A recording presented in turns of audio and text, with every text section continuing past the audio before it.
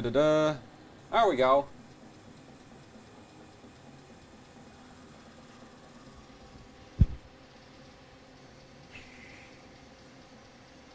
Yay, we're live. And sound sounds good, so I'm just going to turn that off. Turn my end of the stream off. And yeah. Hey guys. So today we're going to be overclocking the RX 480 GTR on LN2. It's not probably going to go very well because I've spent like 5 hours just testing the card out and figuring out how to work with it, and the card is fine. I suck at overclocking. This card really took me down a notch. Like the GTX 570 stream, you know, that went fine.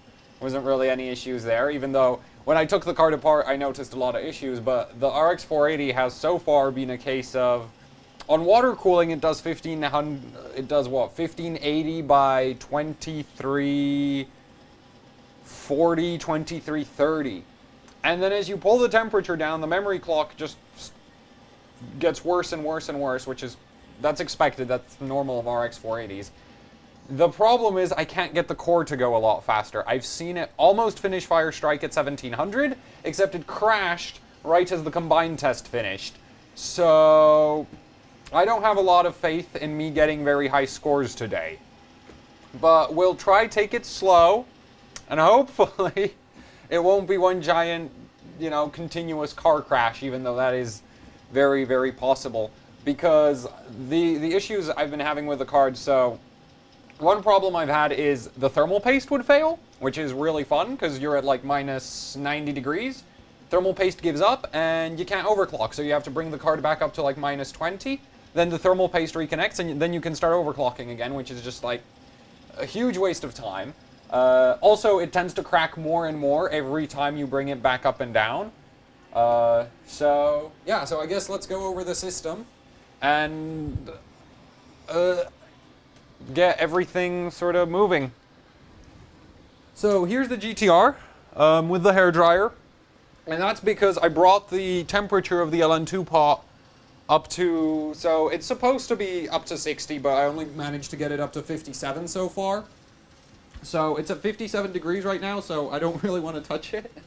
But yeah, so I'll move the card into the system and then we'll take a better look at it.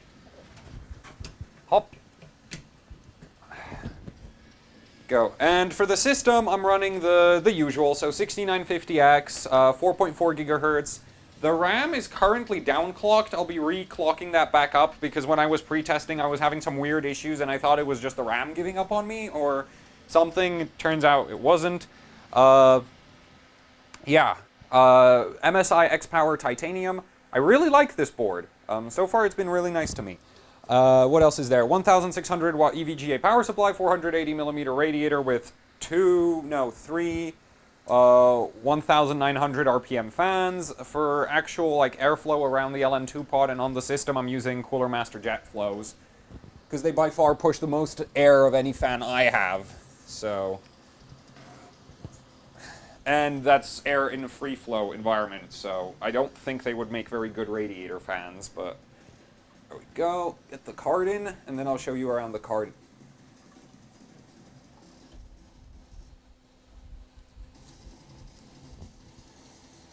There we go. Oops. There we go.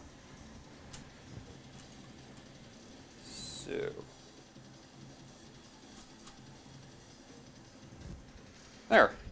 Okay, so time to take a look at the card. So, obviously it's covered in Plastidip, blacked out. I've added an extra 6-pin right here. That 6-pin is wired so that it's actually, technically this can deliver as much extra power as an 8-pin.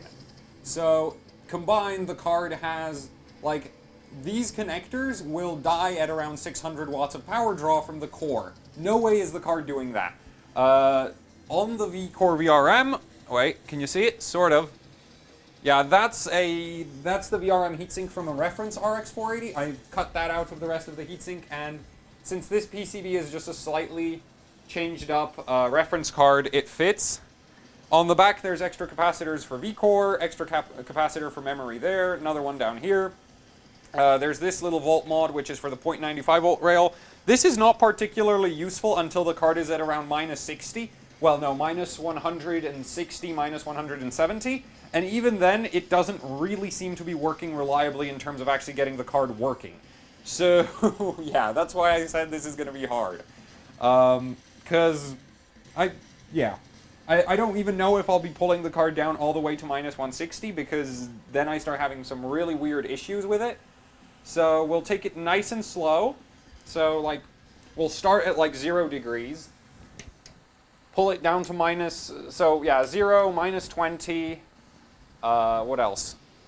Minus 20, minus 40, and just slowly work it down, because when I tried to rush it in pre-testing, it was just a disaster overall. It didn't really clock any better. I almost got a 1700 by 2200 run in, but that crashed right as Firestrike was the combined test finished, and that crashed. So that's not great. I'll just hook up one more of the fans. There's actually. Will I be needing this? No, I won't be needing that one yet. So the thing is, one of the thing about the memory getting slower and slower, I've tried fixing that by pointing a hairdryer at the back of the card. That sort of works, but then everything else on the motherboard gets hot, so there's a lot of fans here just to make sure that, like, the chipset doesn't get hot, the RAM doesn't get hot. Very difficult to work with. So I'll try just take it slow, and I'll only apply the hairdryer once there's, like, a problem with the memory overclocking. Get that in there. That's to prevent water running down the back of the card and into the PCIe slot, because that's very pleasant, of course. And there. Other than that, there's a small change on the insulation, which I use for the LN2 pot. This is just some hand towel attached with some shoelace, and it actually works really nicely. Because this is a lot more it absorbs a lot more water than something like Armaflex. So while it doesn't do as good on the thermal insulation, like this gets all iced up, if this warms up and it turns into water, most of the water will stay in the actual insulation instead of running away, which is why I've switched to this technique. It's also much easier to remove and doesn't leave your LN2 pot covered in glue, which that's really sort of, you know, not like that's kind of a non-issue if you're never going to pull your insulation off, but it annoys me, so yeah. There we go, that fan hooked up. So this one's for the VRM on the card. Let's get the 8 pins plugged in. There we go. Oh. The card is also wired that if I just have this 8-pin plugged in, it won't actually fire up. You need this one. And like this, it'll work. And like this, it'll work. But it won't work if I pull this one. So, yeah. So it is still usable for like daily systems, assuming I don't kill it. The BIOS on the card right now is a LN2 BIOS, so no thermal sensing. Memory clock goes up to 2500. There's no power limit because, well, I disabled the option to adjust the power limit. It's hard locked at 600 watts. And what else is there that I did to that BIOS? That's about it. Oh, it goes up to 2 volts using GPU tweak, but yeah. And sort of that. So let's get this fired up, and I do believe I forgot to replug in my monitors, so let's get that taken care of. So that's to the monitor, that's capture card output. So I just need to rewire my wire setup. There we go. And let's get you onto the monitor capture and into the BIOS. And I can't actually boot this because the card is at plus 51 degrees right now. So if I booted that up, that would be probably very, very dead. So I'm gonna go grab some LN2 and pull the card down to around 10 degrees, maybe 0. Well, actually no, 0 is dumb, so I'll pull it down to 10. Because at 0, you start getting really bad condensation issues. If you're a lot below that, you're fine. If you're a lot above that, you're fine, but 0 is really bad.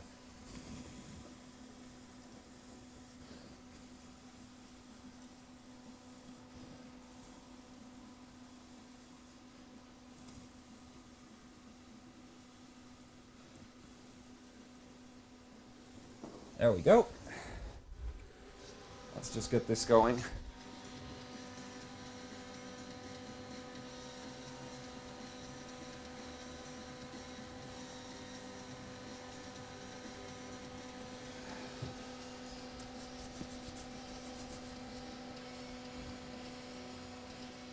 This won't take that long. This pod is pretty fast. So, already below 40.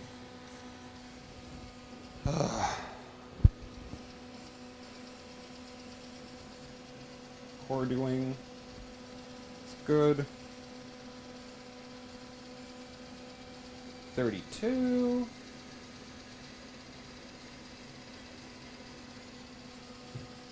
$28. Yeah, I'll boot it now. Wait, did I forget? Yeah, I forgot the monitor cable. Genius me. There we go. Reset. Please work. Please work. Please work. Please work. 79. This board takes a while to post. So 96B2. Yes, it works. So I'll just take us into the BIOS, set up the memory for 3400, and we'll get right to the action. So FA, base, yes. So yeah, 4.4 gigahertz core clock, 32 megahertz on the, no, 3.2 gigahertz, the uncore. I can't think today. That's great. And there we go. And if I'm not mistaken, this profile has... Yeah, that's wrong. It's not going to work. There we go. And that should boot right up. So the card is at plus 12 right now. And I'll go get more LN2 while it gets into the OS.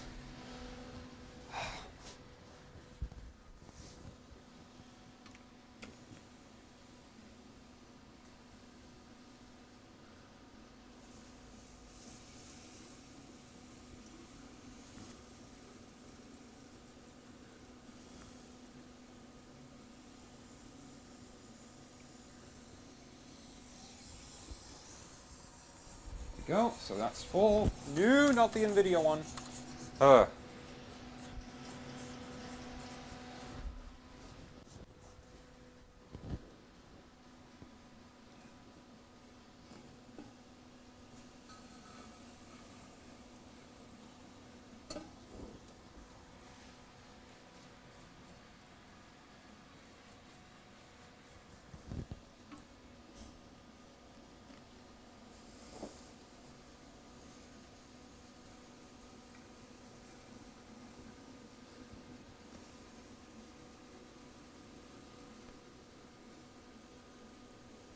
There we go, second thermos, and that should last me a while. So card's at 17 degrees right now. And so I'll pull it back down again.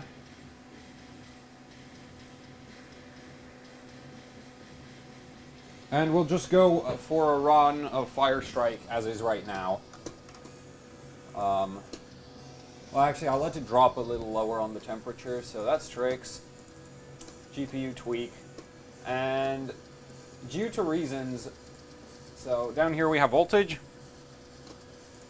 and this, for some reason, I can't actually set voltages properly. Like if I set 1.4 in GPU tweak, what I actually end up with is like 1.3375, so yeah, 1462, that should be, yeah, that's 1.4 proper, and I want like 1485. So that's 1.42. Yeah, so on that, I should be able to get the card to run 1580 by 2300. We'll just check that the card hasn't degraded since I've last run it. And I don't like using GPU tweaks clock controls because I think the UI on that thing sucks. So after I set my voltages, I just use tricks for everything else. There. Why? Okay. I'm just going to check that. Yep, 2330.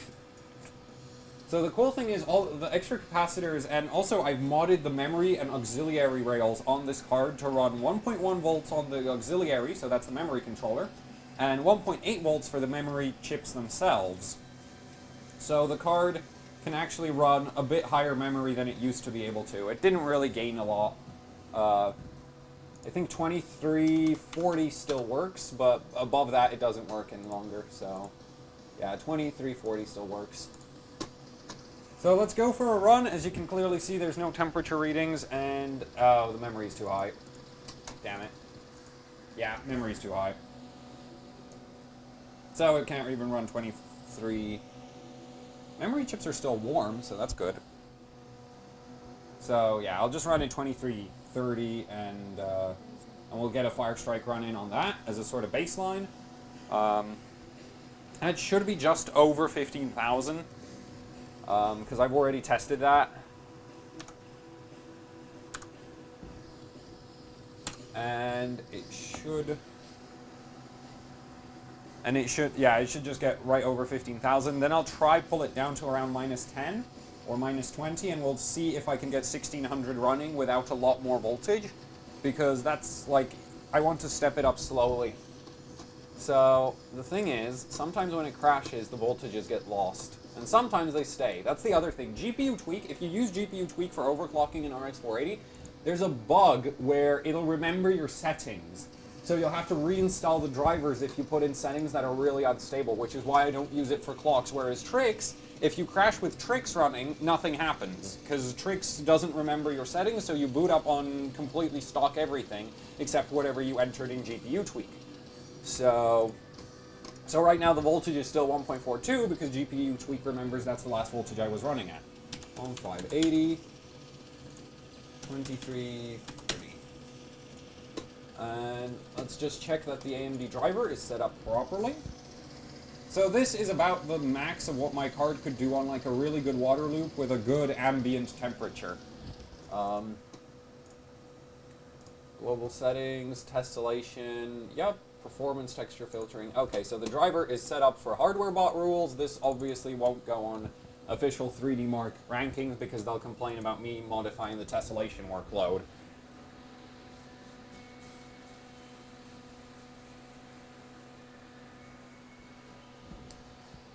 So let's get that running, and this is going to take a while. Everything is on an SSD, so not much I can do at this point about the loading times.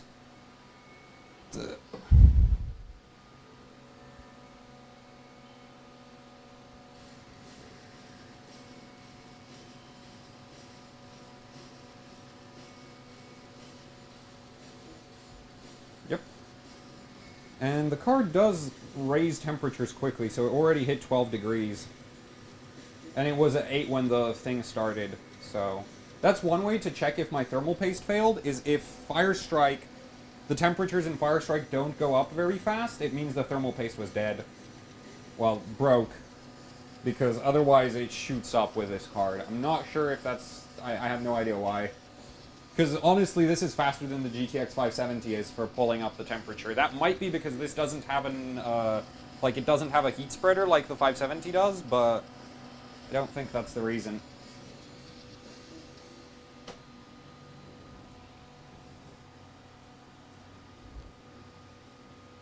So, somebody asked, where do I buy my LN2? There's a company in the UK called Mansfield Cryogenics, and they do, every 6 weeks, they basically do deliveries to my area. So, I get LN2 for £1 a litre every 6 weeks. So, I'm a little bit annoyed that I can't get a whole lot of LN2 for, like, all the time, which is why the streams are sort of spaced out. And I'm really happy that I now can store 65 liters, because it used to be that basically I got 30 liters and that's like 2 live streams worth of LN2, so I couldn't really do any testing or anything. But now that I have 65, I was able to use, I think, maybe like 10 liters to figure out how this card works. Instead of just, you know, going onto the stream and being completely blind about all the issues I'll run into. Let's get through physics.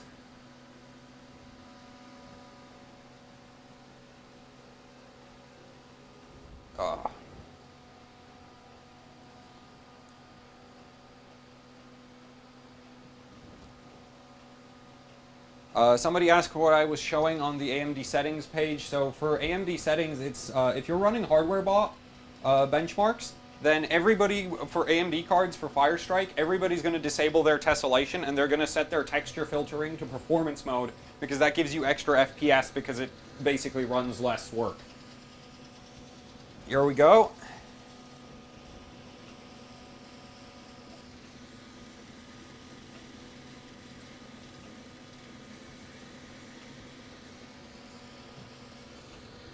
Yeah.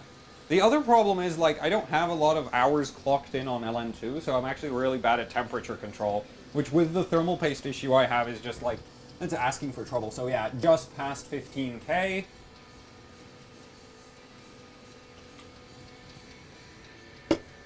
So, yeah, but that's not really that impressive. I'm looking to break, like... Well, I'm not going to break the Firestrike first place on an RX 480, no way. Because the record is held by a 1730 megahertz core clock Strix card, combined with a 5 gigahertz 6950X. And I already have trouble handling just the RX 480 on its own on LN2, and the 6950X is another 500 watts of hell that I don't really want to deal with. So my physics score is just going to be really, really low, no matter what I do. Unless I LN2 the 6950X, which I don't trust myself to do right now. Especially with the card especially while working on the card at the same time. So, let's pull it down, crank the voltage up, and see if we lose the memory clock, because that's probably going to happen the moment I try to do that. Sensors, and I'm just going to go from, we're currently at 7 degrees, I'm going to go for minus 10. Actually, no, that's going to be just above yeah, that's just going to be above 0 on the back of the card. So I'll drop the memory clocks already because I know it's going to crash otherwise as it cools down. But yeah, so I'll slowly pull it down, get it down to minus 20, and we'll see if I can run 1600 on like 1.45 volts because we are at 1.42 now. Minus 3 degrees.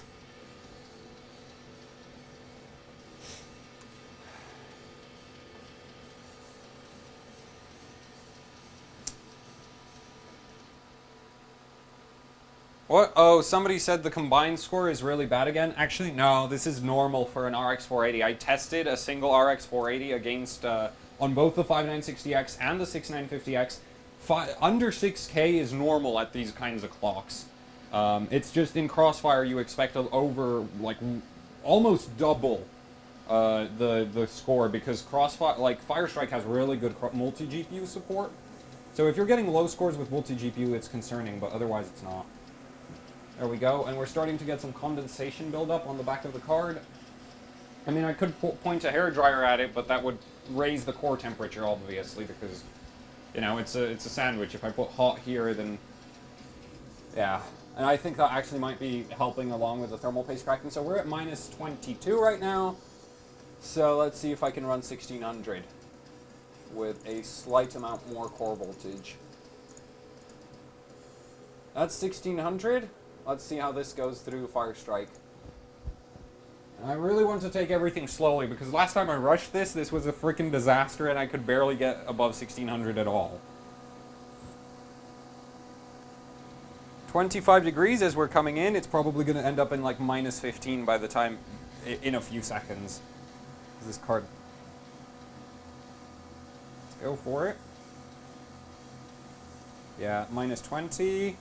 At least the thermal paste is still good, but that's not surprising. So the reason why thermal paste cracks is as you pull the temperature of thermal paste down, it gets steadily less and less liquid. And once it's solid, it's pretty subject to, well, cracking. As you get a temperature difference between the core and the thermal paste and the LN2 pot, the core will have it'll expand thermally. And if that expansion is big enough, it'll break the thermal paste contact. Which is really not ideal. I think it just died. You gotta be freaking kidding me. Yes, it did. Well, here comes the hard part, so it's at minus 30 now.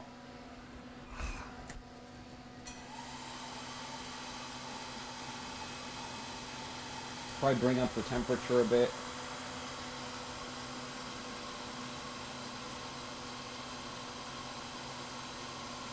The other thing is I'm using the extension on the Raptor 4 pot because it lets you get the insulation in better, so less cold transfer from the LN2 pot to the memory.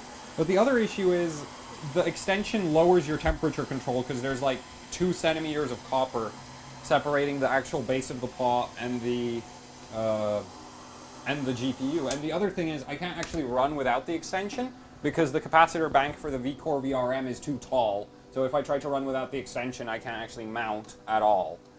So that's really not pleasant. This card is just hard to run. So that crashed instantly, pretty much. Well, let's see. Do I still have my voltage? I do still have my voltage. So I think that might have been the memory. So I'll try lower memory clock. And 1600. If the memory clock does, like, if I end up pulling the memory clock too far down, what I'll do is I'll actually change the memory timings to an even more aggressive setting. Because right now there are 1750 timings. Because 1750 timings actually allow me to run above 2200.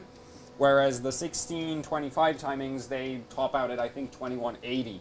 And one thing I've noticed is it doesn't seem to really affect what timings you can run, but it does affect what frequency you can run on the memory in terms of temperature. So I'm gonna probably drop the timings if the frequency keeps coming down as the temperature gets lower. 1600 by 2200. There we go. This is probably gonna crash again. This is gonna be so very pleasant.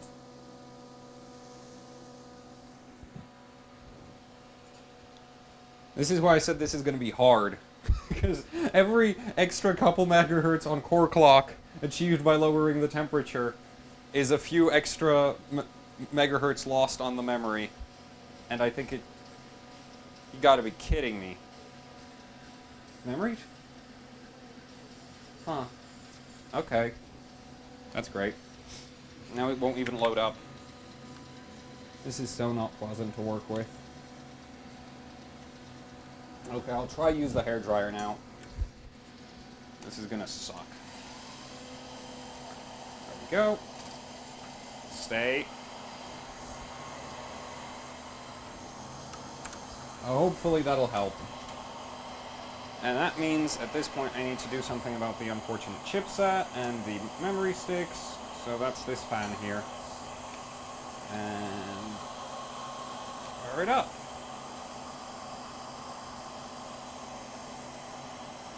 Yeah, it's not going anywhere.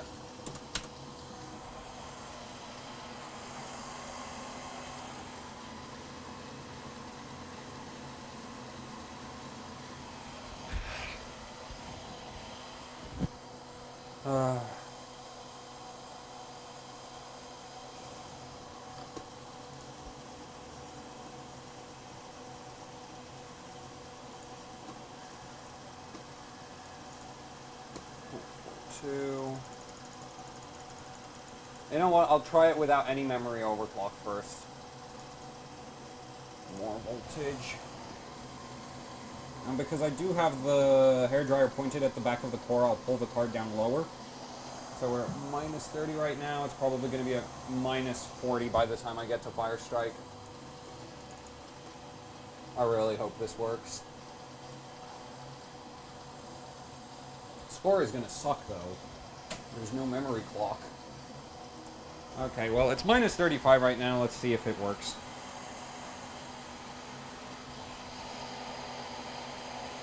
Yeah.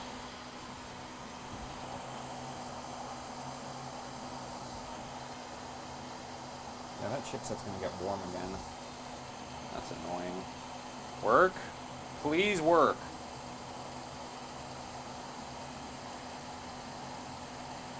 Won't work any longer. Okay.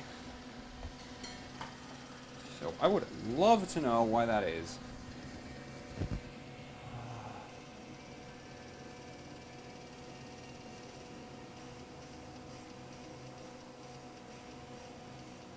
That's fun.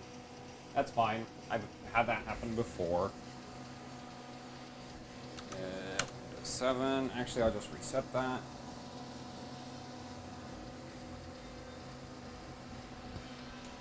And at this point, I think I'll try tweak the 0.95 volt rail a bit. 95, 96, B2. It's booting again. And yeah, now it's back to normal. Can't explain that.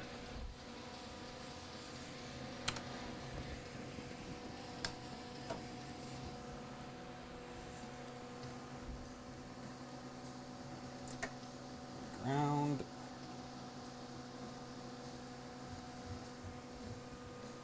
It's 0.95. This volt mod is on and offable, so 0.9. And I'll give it... I'll run it at 1.1 volt on the 0.95 volt rail. So the 0.95 volt rail on AMD cards is the display drive. Wonder if I can run Firestrike stock. It might be that I'm pushing too much voltage. I'm not really sure. Apparently the cards also don't like if you put them, like if you raise the core voltage too high too early, but I'm not sure how true that is because I did get 1650 working at around, I think it was 1.65, no, 1.55 volts. It could be that I'm just not giving it enough voltage right now, but I'd hope that, you know, it doesn't need a ton more voltage for 20 more megahertz. Let's see. Please work. Just loses the display. Keyboard still works. That's still showing temperatures.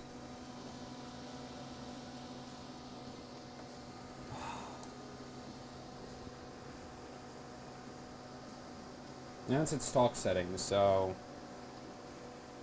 I have really no idea why this happens all the time. Okay, well, I'll pull the card back to -20, and we'll see if...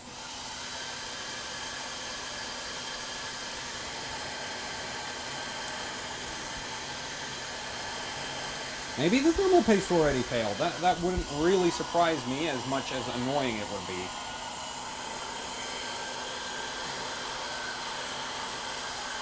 Hold. Damn it.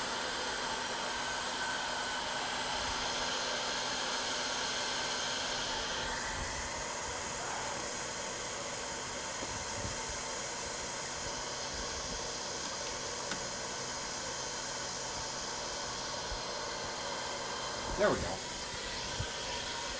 Oh, this is not... There.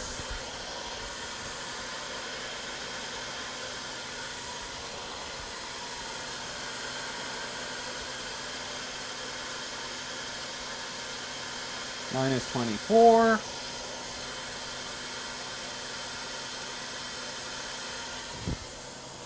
See if it can run Firestrike completely stock.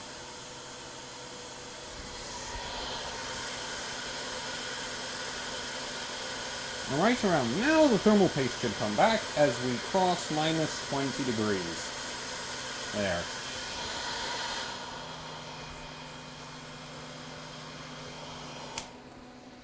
Now if it runs Firestrike, I'm going to be annoyed, because that means I busted the thermal paste at like -30.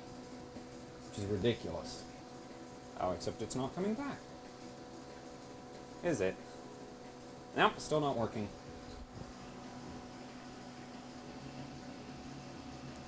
And this card is pleasant.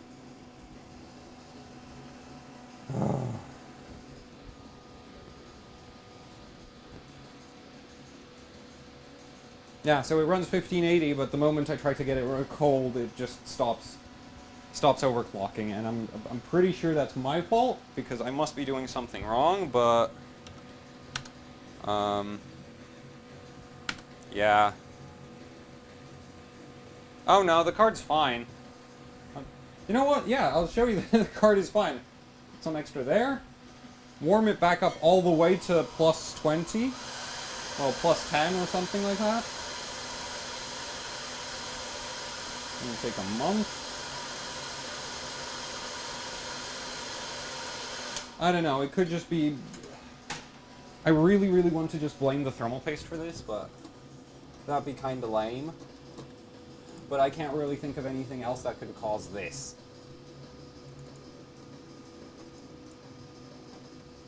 So minus 10 right now. Run.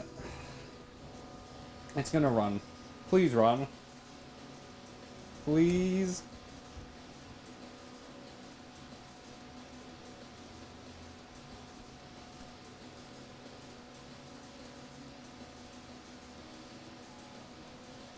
Oh, see? See, it's working again. It's working. So obviously I'm an idiot. Ah. This card. This freaking card. Yeah, see? Perfectly fine. You just have to put it back to positive temperatures, almost. And it's not a cold bug, because I know I've seen the card run at minus 60, minus 165. And then the thermal paste snapped, and I had to bring it up back to plus 20, and at that point I just was like, no, I'm not running this any longer. Ugh. I don't know, at this point it might be completely busted. Try to tweak the mount a little, but... There we go, it's going to be really wet over there, right behind the core, but... Oh, this one's loose. Why is that one so loose? I guess when I put it down? Okay, I'll try pull the card down now. Now it's going to smoke like hell because there's water, so that's going to evaporate as the LN2 boils off. I really hope the mount is still at least somewhat functional, because at this point it might be a case of the moment I pull it below minus 20, it just stops working again. Which is why I said this would probably be, like, yeah, this card. But hey, if overclocking was easy, people who say they could beat Kingpin at 4-way SLI would actually be able to beat Kingpin at 4-way SLI, wouldn't they? That'd be pretty boring. Okay. So I need to... yeah. Okay, let's take it nice and slow. So we're at minus 14 right now. Close fire strike. GPU tweak. Professional mode. 1, 4, 5. Fly. 1.38. I want more. Wanted at least, yeah, 1.41. And you know what? I'll just try run 1600 without any extra voltage. It'll probably crash. Actually, no. Let's do 1590. You know, if the first time you try it doesn't work, just try smaller increments. By 2200. And I just heard a snap. Please don't tell me that was my thermal paste giving up. There's no way it would have done that. I really hope that wasn't what happened. Okay, well, let's see. It'll either run Fire Strike or it'll crash instantly. Oh, right, 3D Mark's still open. Benchmarks, run. Also, this is the old version of 3D Mark just because the new version kept corrupting itself every time it crashed. Well, if I crashed it enough times, it corrupted, so... I reinstalled the old version. Because this one's more stable. I have no idea why, though. Huh, here we go. Yeah, 1590 works. And it's warming up really quick, so... Yeah, so I guess I'll just have to hover the card in the minus 20 range, because that's the way to use LN2. Now, to be completely honest, if you're going to be hovering something in minus 20, dry ice is definitely the worst option for this, because with LN2 you obviously have more control, whereas with dry ice there'd be a solvent down in the LN2 pot. So you'd have like isopropanol or acetone. I mean, this is not really worth watching finish, because this is 1590, so I'm just going to get out of that. Let's see if I can get... Okay, pot just went under minus 20. Yeah, that's the thing, because there's that base extension, so if I pour, it takes a while before it actually gets to the GPU core. So that makes my life even harder, because I don't actually know exactly what different, like, the temperature. I should have probably run 2 temperature probes, but at this point it's too late to fix that. Let's see, 1600 by 2250. I'm not going to raise the voltage yet, because that seems to maybe possibly be part of the issue. Let's see. Warning, GPU has exceeded that might mean the thermal paste just gave up. Might. I'm not 100% sure, because that warning keeps popping up at random. Sometimes right after the thermal paste failed, sometimes after... No, it's still running. And yeah, the temperature swing is... Oh shit, wrong pot. It's 12.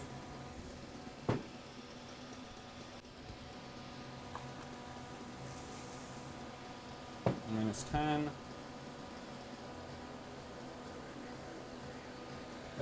Right now, this is like the worst temperature range to run at because on the back of the core, I have water. This is just straight water down there. So... But I'll let this finish just so we can see if 1600 by 2250 is any better than my 1580 by 2330. Because if it's a lot slower, then, well, I have a lot of work to do. If it's not a huge amount slower, then it just means I can slowly inch the core clock up, and it should work.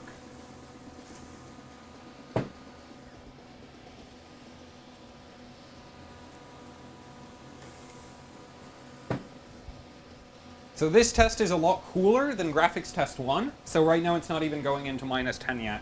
It's -13. Back of the core is still water though, so... At least I know, like, the one thing I figured out in those 5 hours of struggling with this card before this stream was that my insulation is pretty good for GPUs. CPU insulation, I keep having problems with the memory slots getting wet and then everything failing after a few hours, but GPUs I can run pretty stupid temperature swings on, and it doesn't really get any worse. So, like, I can swing this card, like, when I was testing this card, the few times I tested it, I was swinging it up and down from, like, -60, +0, -90, +0, -160, +0, unmount, remount, move around on the slots, everything fine. Never actually had a water issue until, until I tried to run 165 without a hairdryer, and then I started applying the hairdryer again, in which case, basically I had ice over the memory chips, that melted and that went down into the PCIe slot, and then everything started to going to hell. So, yeah. So as long as I don't bring it really far down, I'm pretty sure that I won't have water problems. And here it comes combined. Please don't suck.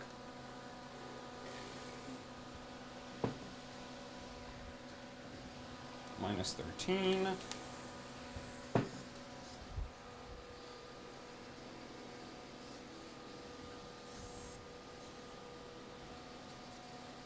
And the score is... terrible. This is exactly the same as the 1580 at higher memory clock, and people say the RX 480 doesn't need memory clock. Okay. Well, the next option is just more core clock. And pray for the best at this point. It's probably going to crash. But at least if it crashes from too much core clock, it should just recover straight into the OS. 3D Mark will crash, but I can fix that. And I won't actually have to reset the entire system, which is kind of beneficial, so... yeah, but this is going to be a slow work. Somebody said I once poured LN2 on my head. Yes, I did that. Okay, 1610 is too high. Yeah. So benchmark still works, but 1610 is too much, so I'm going to inch the the voltage up. So we're going to go for 12. Oh, oops, I forgot that it does that. 12. So we're at 1.43 volts. Hopefully that's not too much voltage. I'm gonna try to keep the card at -20-ish. Wonder if we could maybe eke out some more memory clock, because that would obviously help. Let's see. It'll either crash instantly or not crash at all. Okay, that's good. Well, it should either crash instantly or not crash at all, but as you've seen so far, this stream has been going absolutely great. Freeze-work. Okay. Yes! Looks like we might be onto something here. Baby the card at -20, and that's how you get high scores. I suck at this. There's guys running like -40 on these, and I have to run at -20. Because I suck too much.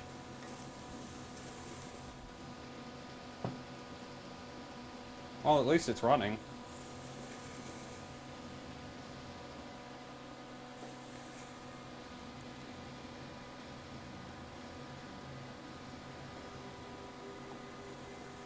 So somebody said if I loosen up the memory timings, I could go higher. I tested the 1750 timings and the stock timings for 2000 are basically the same in terms of overclocking capabilities on this card.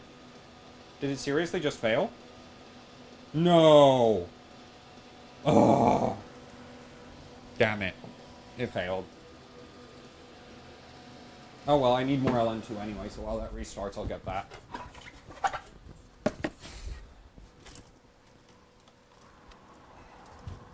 Get some fresh air in here. That hairdryer really warmed up my entire room, which is why I'm in a short sleeve shirt.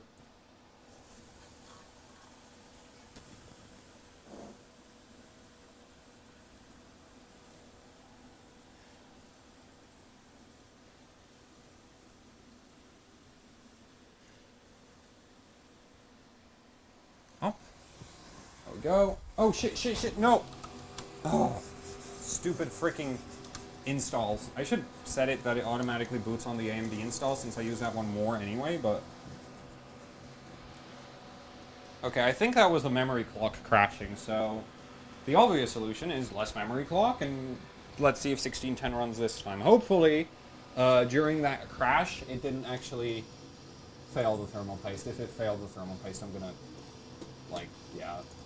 And the depressing thing is this is Thermal Grizzly Cryonaut, which isn't supposed to do this. It's like, it's very specifically like, oh, this thermal paste doesn't have this problem. And to be fair, I haven't had this problem on anything except the RX 480. So it might just be my application of thermal paste is terrible or something. I have no idea.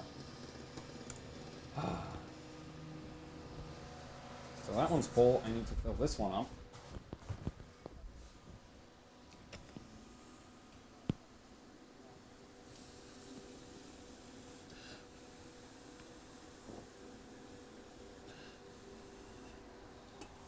Go.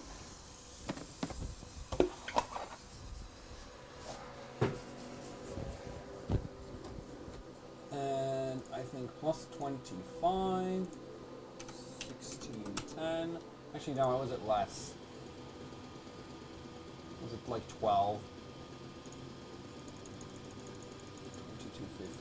There. Let's get a 3D mark running again. Oh, and it's back at plus 17, damn it.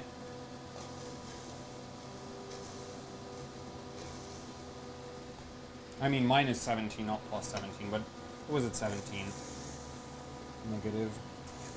I wanted it like minus 20. Yeah, it's still boiling in there. Problem with all the fans is I can't hear how what's happening in the LN2 pot, and once I have the hairdryer, it's even worse. Let's run.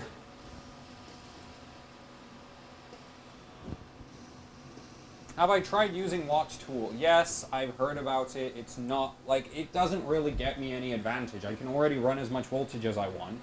And I know I can adjust the frequency of the VRM in there, but I don't think that's going to be really that necessary. Because the extra, like, all the extra capacitors I added basically did nothing for power quality. Like, for core clock, it gained like 10 megahertz. So I don't think there's a power quality issue. So thermal paste is still good. So I guess I just had not enough V-core last time. Because it just dropped 6 degrees. I mean, went up by 6 degrees. It went from minus 26 to plus 20, basically, in that first part of the benchmark. Because, yeah, GT1 is hot. Really, really hot. Now imagine if you had 4 cards and tried to run 4-way SLI on LN2. And the even worse thing about 4-way SLI is you can't use proper full-size LN2 pots like this. So you're using really skinny ones, which swing temperatures even faster. So, me having trouble with this is kind of freaking depressing.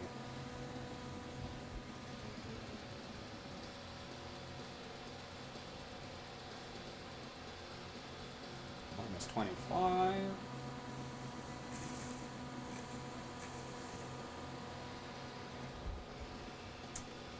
There we go. Well, at least it's still running.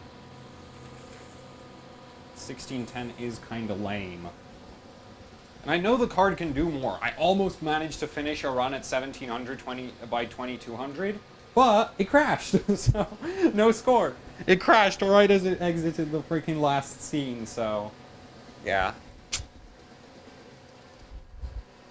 Slow and steady does it, I guess. Because this is admittedly, like, so far I've managed to get more runs in for this stream than I did in the 5 hours I did just pre-testing.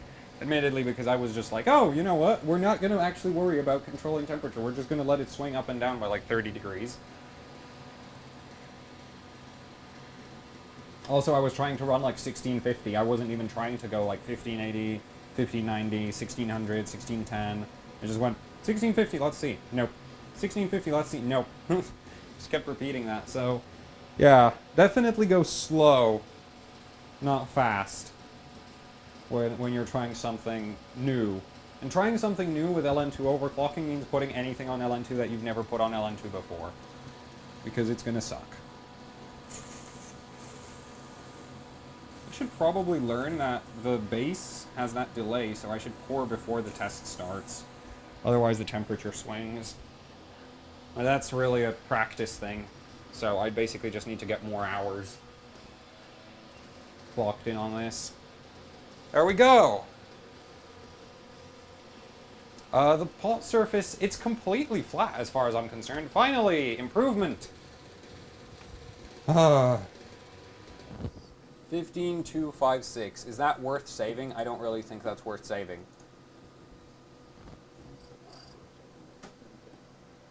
Let's see. What's the high score for an RX 480? RX 480. I also want to run other benchmarks, like 3D Mark 11 and Unigine Heaven. Oh, and Catzilla. Because Catzilla, like... Well, I want to basically just get more practice on Catzilla, because it's a pretty cool benchmark. Oh, man. Why does this guy have to have the Catzilla record? That's not fair! He has a... Oh, God. This is not fun. Okay, so... 3D Mark Firestrike. My current best is 14,916. So this is 300 points more, but I wonder how much of a jump that is. That would make me number 6. That's not really worth saving, so let's go higher.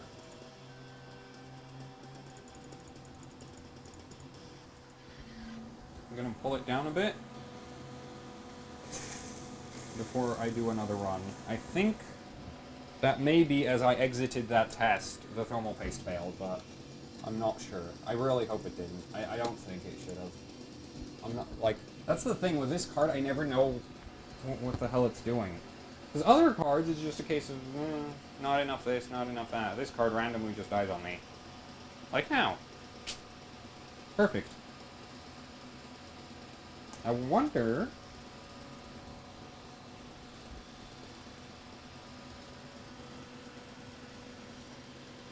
Now, memory chips are still fine in terms of temperature, at least for the clock I'm trying to run through them.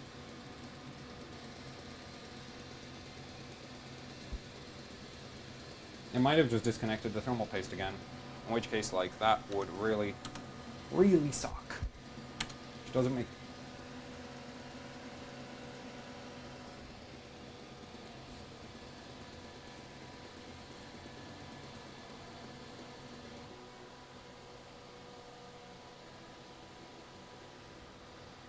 Well, I guess it's time to reset the card to stock clocks and see how that goes, because that's pretty much the only way I know how to check if it works.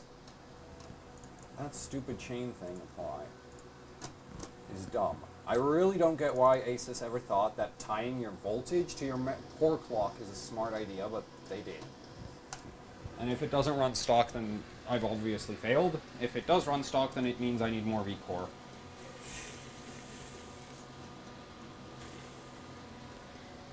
Minus 30 right now, so if it swings up to like minus 26, then everything is good. If it doesn't, then everything is screwed. Huh. HDMI no signal. Yep, it's not working. It's not working again. You've gotta be freaking kidding me.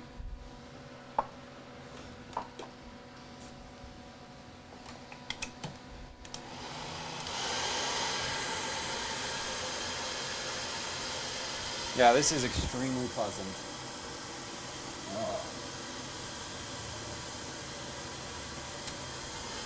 Luckily, the card will at least boot while it's not working.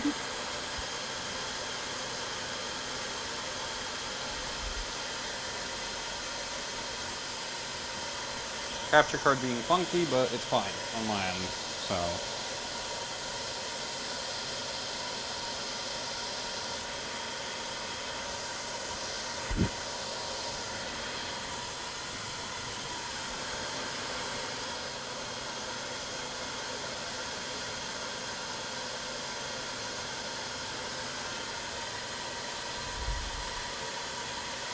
Yeah, so it looks like after every run, I'll have to bring it up, bring it down, bring it up, bring it down. This is going to be so not pleasant. Because it looks like as the last test finishes, it just disconnects the thermal paste.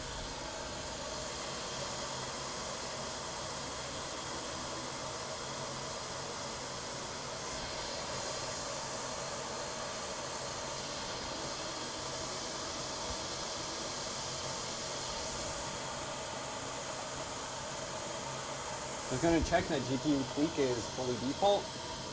It is indeed. We're at minus 20. As it goes around minus 15, I'm going to run Fire Strike.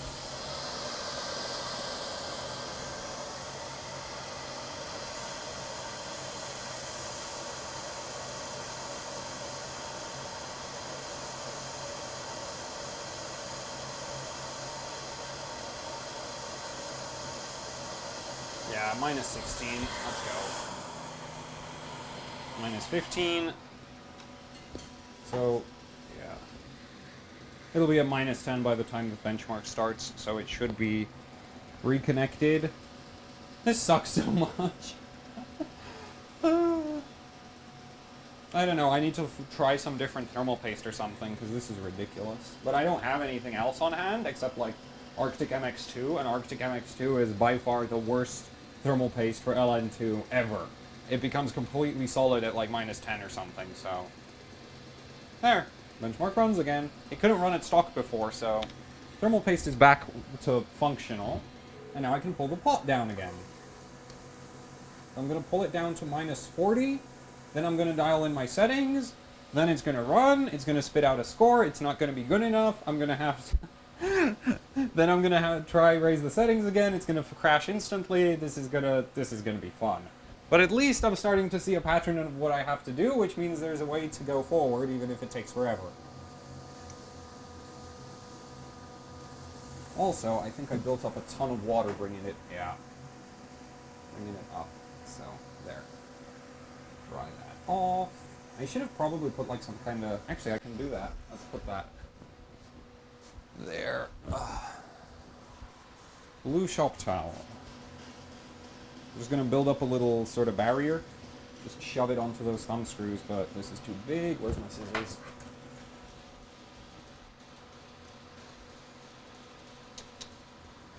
Should I cut this?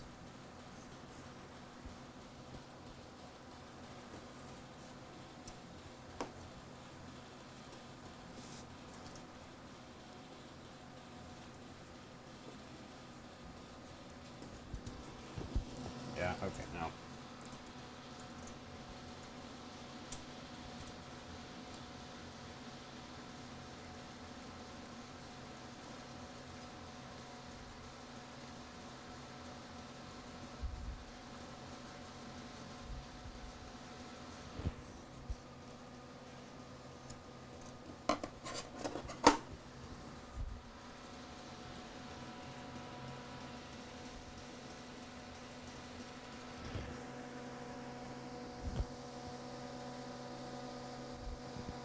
That should keep any water trying to come down from getting down. Wait, where's the screwdriver? There we go. Flathead, jam it in. And there. And that should stop anything coming down from actually getting to the PCIe slot until the card is really, really cold and it freezes all the way to the PCIe slot. At which point, yeah, at which point I can't really do anything about it, so... worry about that eventuality when it comes, not right now.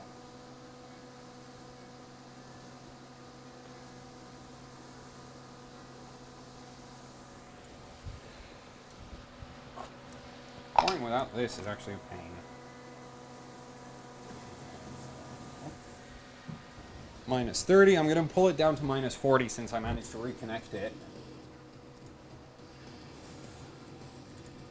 And I need to set up my GPU tweak voltage again, which means I need to power up Z. GPU Z. And I am fully aware of what tool, I'm just lazy. Well, actually, I don't think I have one of the libraries necessary for it to work. Like .NET or something isn't installed. So now we can type in 1620 by 2250 and plus 25, so that's 1.45 volts. Did I actually run this yet?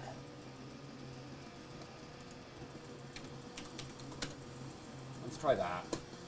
Don't like going that slow. I mean, I did say slow and methodical wins the race, but...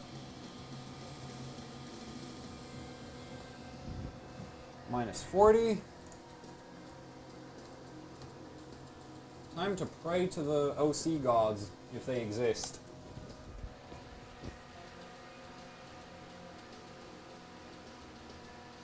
Oh, there we go, yeah. See? Just need to reconnect the thermal paste every time. That. I don't get why it's doing that, though. Maybe the card just goes low power so quick, but... Because most people would complain about this happening as they go under load, and for me it mostly happens when I get out of a 3D scene. Like when it transitions to idle.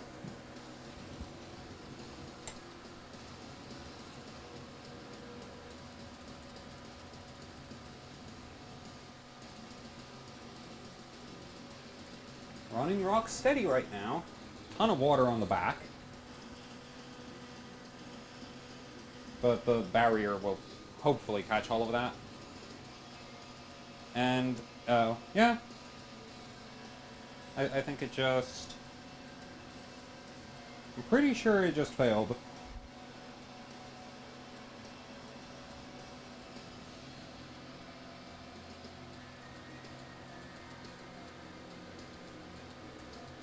Or maybe I just lost display output. I'm not really... Because the temperature is going up like it's running GT2 right now, but there's nothing on the display, so... And I know it's not going to come back, so... I'll just reset it. This is so annoying. I guess more V-Core.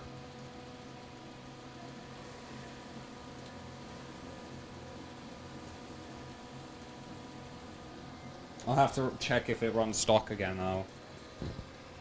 On the off chance that the thermal paste failed.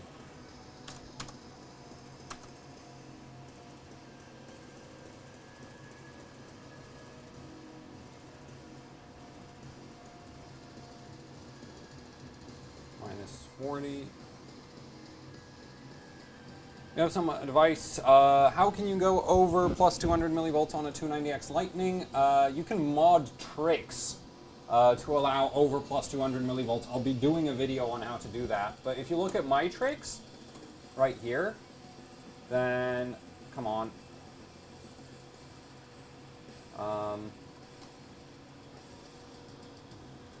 You can, like, this tricks goes up to plus 500.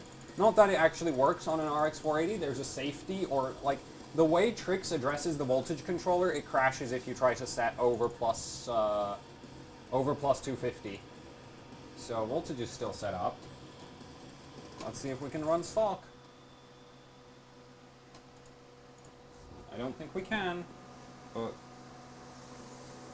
I can hope for the best, can't I?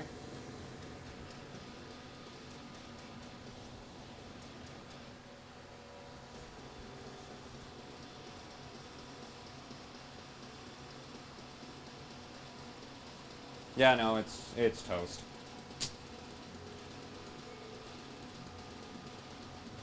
Damn it.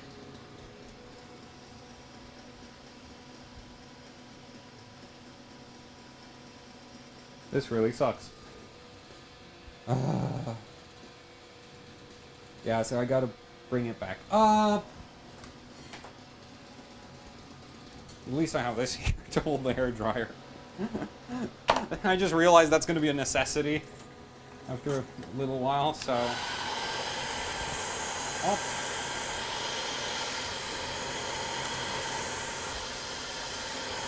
I mean, I could maybe just try overclock it at -20, but it just seems kind of lame.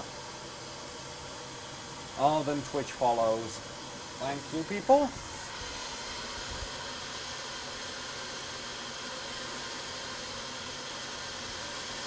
Yeah, I need to try a different thermal paste. But I don't have any. Like, if I had Noxua NTH1, that one's apparently good to like -90. But I don't have any, so yeah.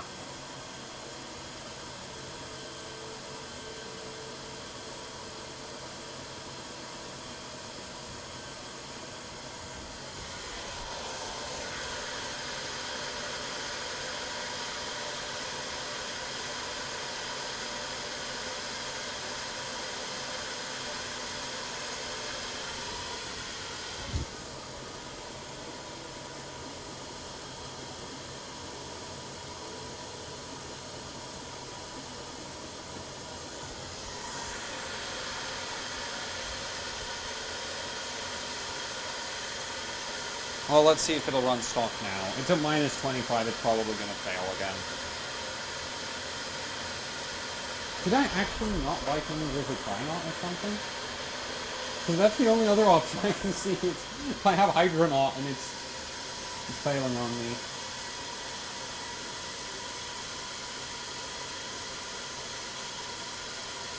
Still dead.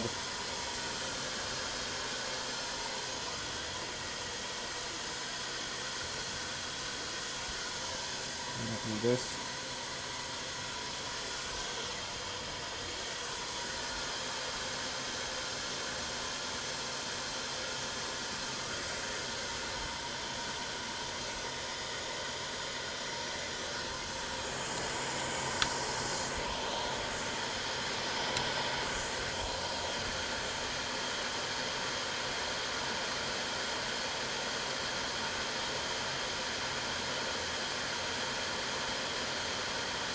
I mean, we could reapply the thermal paste to the card at this point. It probably won't do any harm.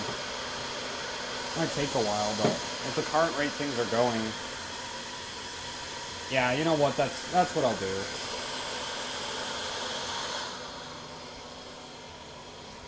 So, do I need my temperature? Yes, I do, but I don't need the fans.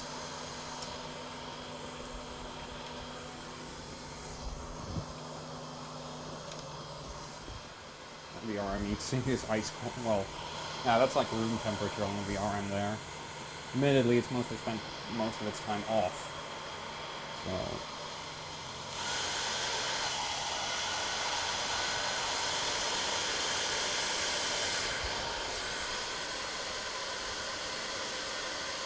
-7. Once it's like at 0, I'll take it apart. Though ideally, I'd want to bring it to like +20.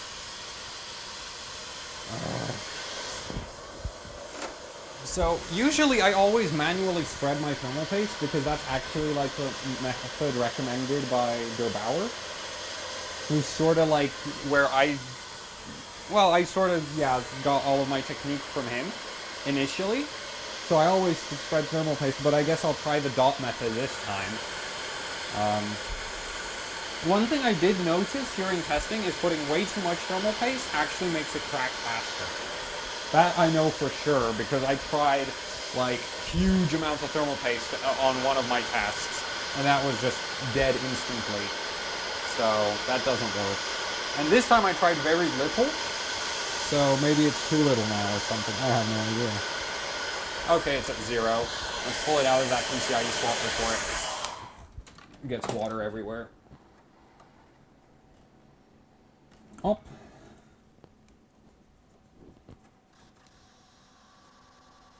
Actually, I should switch you to the camera. Up. And I don't have a second tripod set up to show you how I'm mounting, so this is going to be fun. Also, I'm not sure if the webcam will reach, but... Up. Yeah, the thing is soaking, but... PCI slot is dry. Perfect. So I can just go and run again. That's a good thing. Because if that PCIe slot was wet, the next time I try to run this, it would probably fail instantly. Like, it might have a hard time even just booting because water in the PCIe slot, that's pretty much the end of everything. So, there. Hop. There we go. And I need to figure out something for the camera. So while I figure out something for the camera, you get to stare at... There, see, it's dry. No water.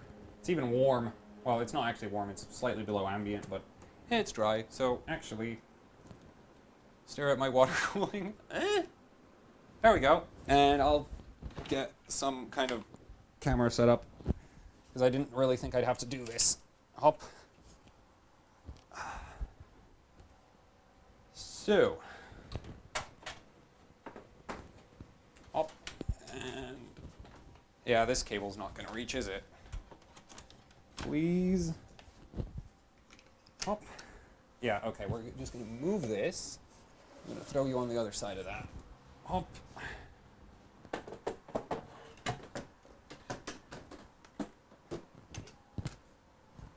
Ta-da. There. So, let's take this apart. Actually, I want to dry it off first, so. This is still, yeah, that's still below ambient. Well, no, it's at 5 degrees at this point, so I'll just hit it with a hairdryer. Oh, hairdryer overheated. I have juice, and I have some LN too.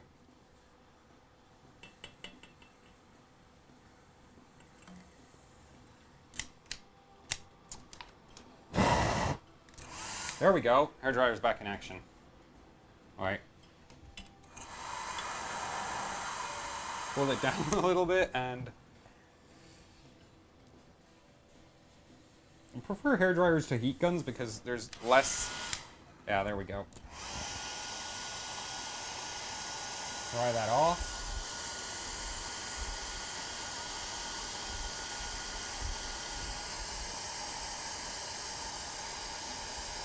There we go. So I don't actually tighten these down too much for fear of flexing the PCB. But yeah, oops, that one ran away. Well, flexing the PCB, potentially cracking the die. I've managed to bend motherboards with LN2 pop mounts, so, and that's with hand tightening, not any tools. So I don't really trust myself to go really hard on it. That was stuck really good. That doesn't look that bad, does it? It looks really, really clean, but I guess it wasn't enough. Okay. So, first things first, paper towel, get that off. I do have lint-free cloth, but I use that after I've taken all the thermal paste off. Otherwise, well, my lint-free cloth would be one goopy mess. This is going to start, yeah. It's still yeah, it's at 8 degrees. It's going to build up condensation. I'm going to try warm it up, otherwise this will be a pain because there will be water everywhere and that'll interfere with the thermal paste and that'll make the next mount even worse. Can you actually see anything? There. Just hair drying the LN2 pot. This is going to take a month. Almost 2 kilograms of copper versus hairdryer. Who's going to win?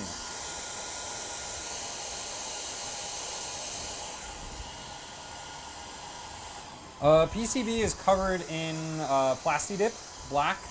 I'm kind of considering that in the future I will start using clear Plastidip because, let's see, that'll do it. I'm considering that in the future I'll just leave that for a while as is. Ugh. Whoops, that's the hairdryer cable. So we'll just have a little Q&A session, and my hair obviously collapsed because I don't really put that much work into it, having it. Ugh. Can see. Can we get it? Yeah. No, it'll fall. Yeah. So I'll just let that go until it's at like plus 20, then I'll do the thermal paste, but otherwise this is going to take forever. So, somebody wants to see the paste pattern? You mean like what it looks like after it's spread? It's really like that was manually spread out thermal paste. I think maybe there was an air bubble, so I'm just going to try a dot method this time.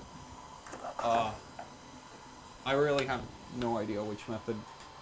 Like, I just used, you know, Der Bauer recommends spreading the thermal paste, so that's what I went with, but I have no idea. Yeah. So,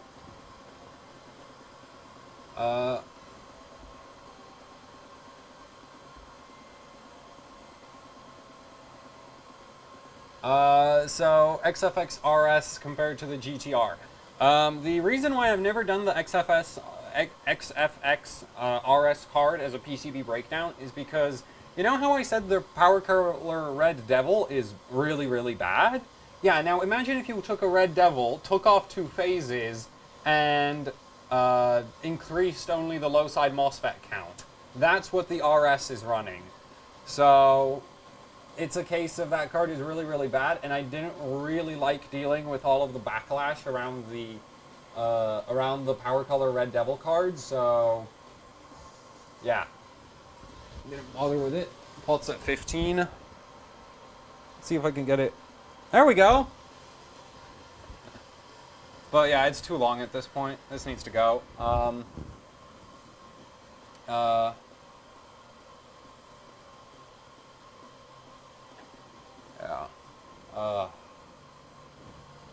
Yeah, I need to get rid of this. It's far too long. Like, at this point, it's getting to the point where I can't see past it, which is usually when I get rid of it. Somebody running 4690K, 4.7 gigahertz, 1.4 volts. 1.4 is generally considered too much for Haswell. But, yeah. Yeah, for 24/7, 1.4 is generally considered too much. However, I haven't actually, like, seen any proof of degradation or anything. If you keep the temperature low enough, then you can actually run a bit higher voltages, but yeah. Is this... Okay, it's at 18 degrees. You know what? Let's go back to the... Hairdryer didn't take as long as I thought it would. So, let's go back to the RX 480. Because I don't really want to do a Q&A.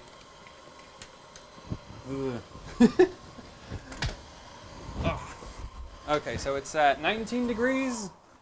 Turn the hairdryer off. Oh, it's going to overheat again. How's the card doing? The card's pretty cold. Warm that up. There. Up.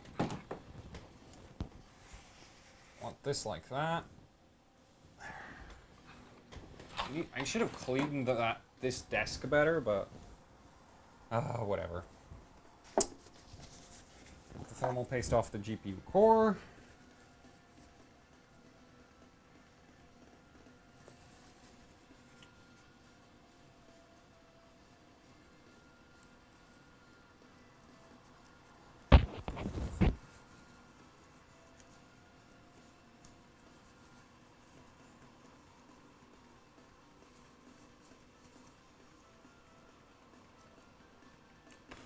There we go.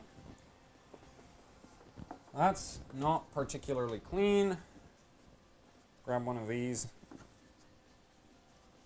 Yes. Oh, these are ribbons. I'm so good at using scissors. Whatever. And this is, what is it, 99% isopropanol or something like that? Yeah, isopropyl alcohol, and I don't see the percentage. I think it's like 95 or 90%, 99%. Oh, at this point, it might have absorbed some of the water out of the air, so it might be a little bit weaker. Get any? There we go. Just that on there. And I'll take it with a lint free. That is spotless. So now let's get this, get all the old thermal paste off, and hit it with the lint free. There we go. That's nice and clean, and you can actually see the dye is really scratched up at this point. because I've mounted heat sinks to it over, like unmounted, remounted, unmounted, remounted, and I really don't use that much thermal paste, so... Oh, let's go for it with a line method, I guess. Because I guess if I manually spread it, there's slightly higher chance of air bubbles, and I guess those could be the main cause of any cracks.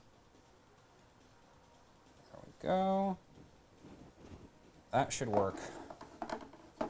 Honestly, I don't really trust any of these methods like this, but the other method I usually use is evidently not working, so time to try something new.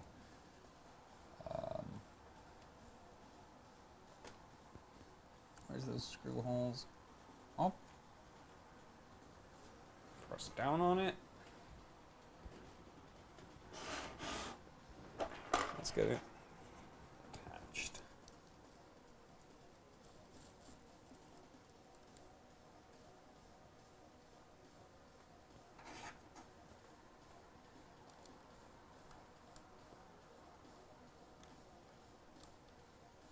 If this doesn't crack, I'll be so happy. Can you actually see anything? No, of course you can't. Well, I'm just pushing down on the center of the core with my thumb, so... Go. Where's the rest of them? There they are.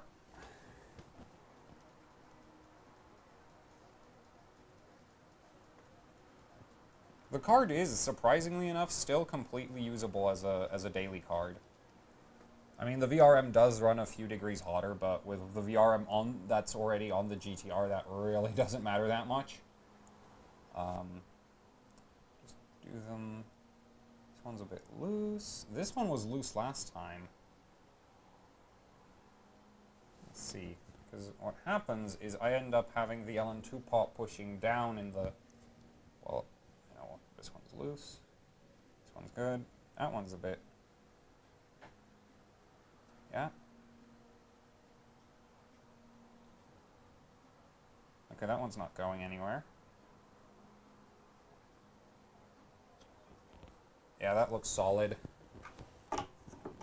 And I'll boot this at plus 20. You know, bring it up in temperature a bit, like to 30 or 40, which isn't really ideal, but it's recommended to try get the thermal paste to like adhere better or something. One theory I heard is that it apparently removes like water from the thermal paste, except that doesn't work when thermal paste isn't made with water at all. It's either silicone gel or, in the case of thermals grizzly, some other synthetic. So, yeah.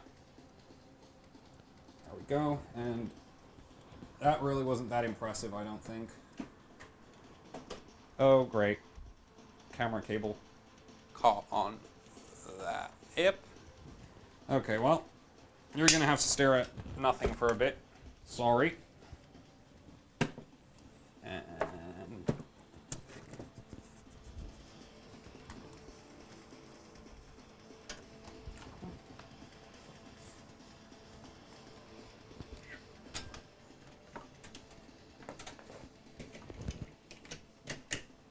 there we go. Here's your system. No, I don't want the kitchen in the shot. There.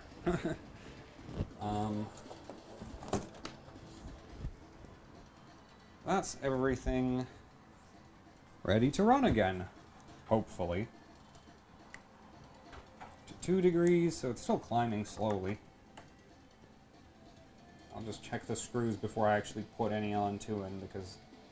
Oh, this one's loose again. That one always gets loose once I mount it. The hell is... Ah, okay. Well, now it should be good. Shove that down. There. The PCIe slot, because I obviously don't want that getting wet at all. Up. And there. Perfect. And we'll get that little sort of water stop barrier from the core, because that really is sort of...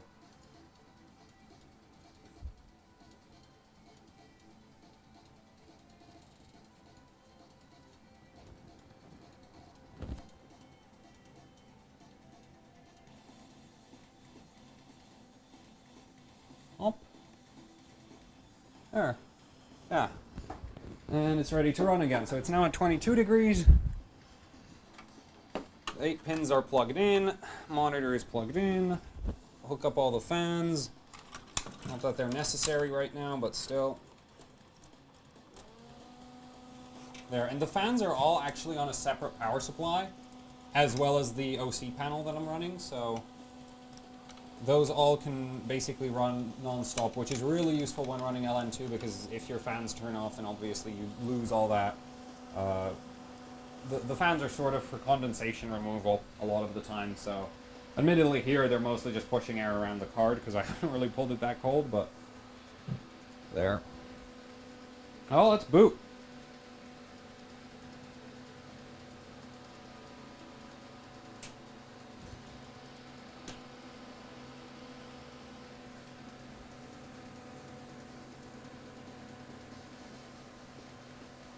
B2, monitor is up, so everything still works. That's good.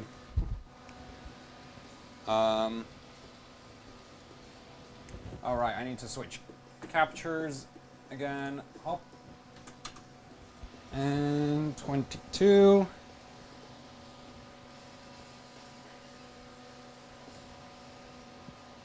Now I just want to put a little bit of load on the card to get the thermal paste warmed up a little before I pull it down.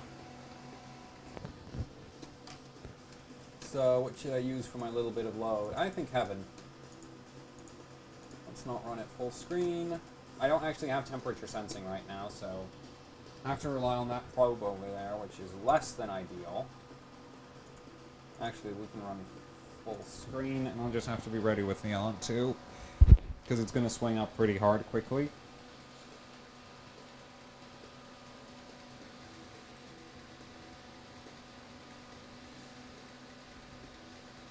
$26. I'll get it to like 40, because there's a temperature difference between the pot and the base of the pot and the actual internals of the GPU silicon, because there's a couple, you know, like maybe 0.3 of a millimeter, half a millimeter of silicon on top of all the actual internal circuitry. So now it's at 30.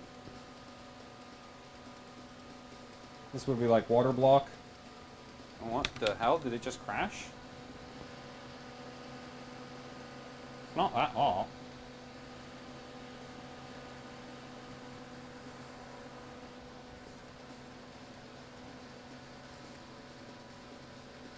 Why on earth did it just crash?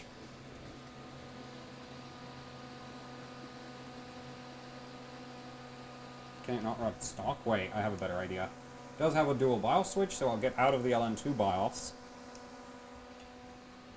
And I'll boot it on the stock BIOS. Hopefully Windows won't try to install drivers for it or something stupid like that.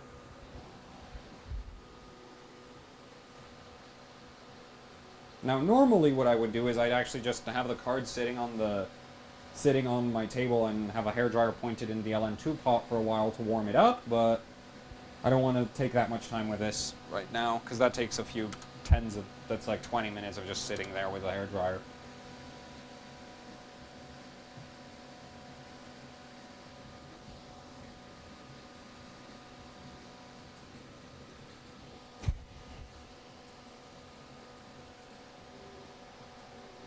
So this is the reference GTR BIOS. At least it should be. So I'm first going to check that. Well, the stock GTR BIOS, not reference, but... Oh. Installing device driver. God damn you, Windows. High definition.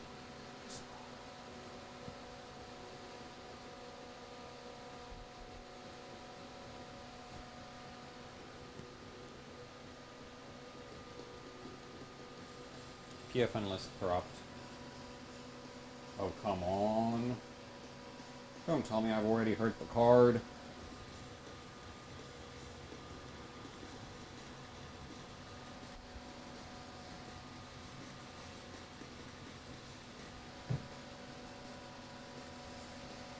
I'll pull it down a bit, but at this point I'm a little bit concerned.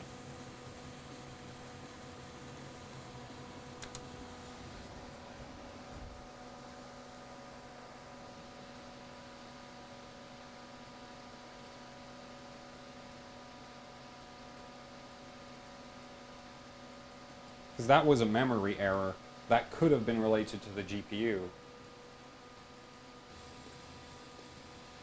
So maybe the memory chips are... The memory controller could be screwed. That would suck.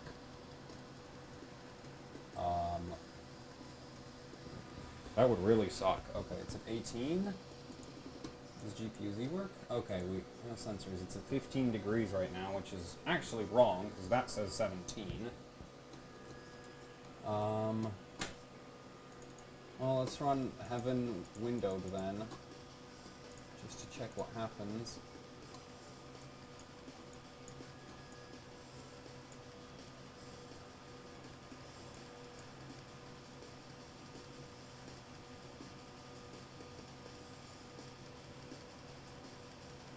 The hell?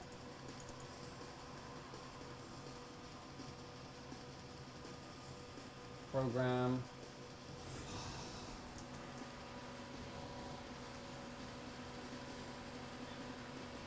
That's going to be the volt mods on the memory controller.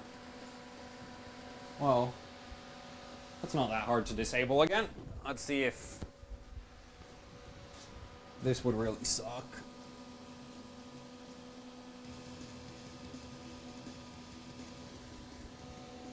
So there's one volt mod for the memory, there's one for the auxiliary, and I'm just going to take one of them out.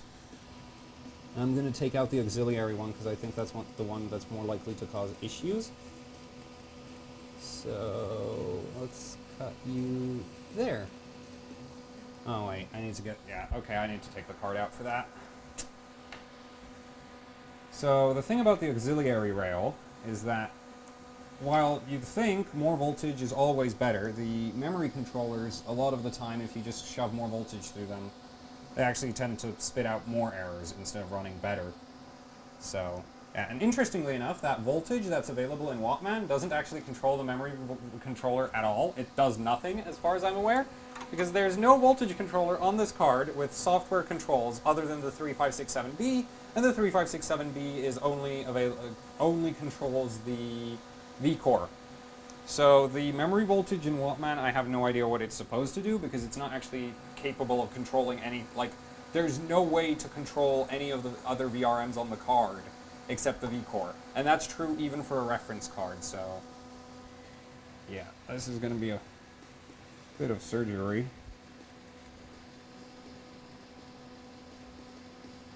Oh.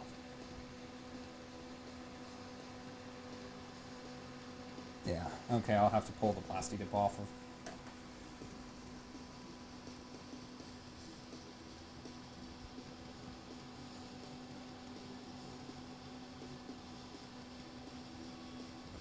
Ah, damn it. Okay, well. This sucks. This really, really sucks. Where's the pad?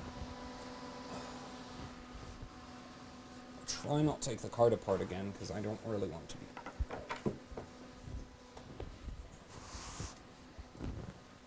So I need to pull the thermal paste off. Well, no, plasti dip, and just get that layer off, and then pull the wire, which is going to be really fun. Now, where did the box cutter go? There it is.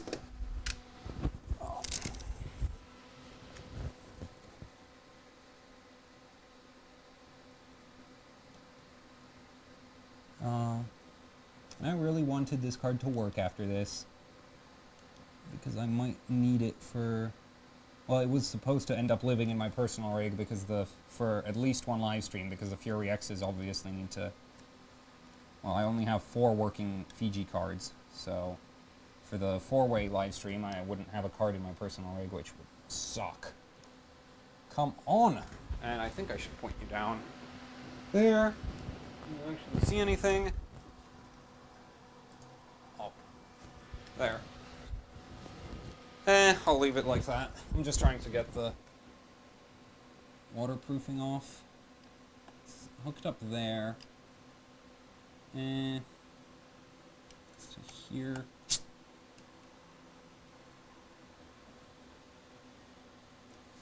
Could also be the memory volt mod, but I really doubt that.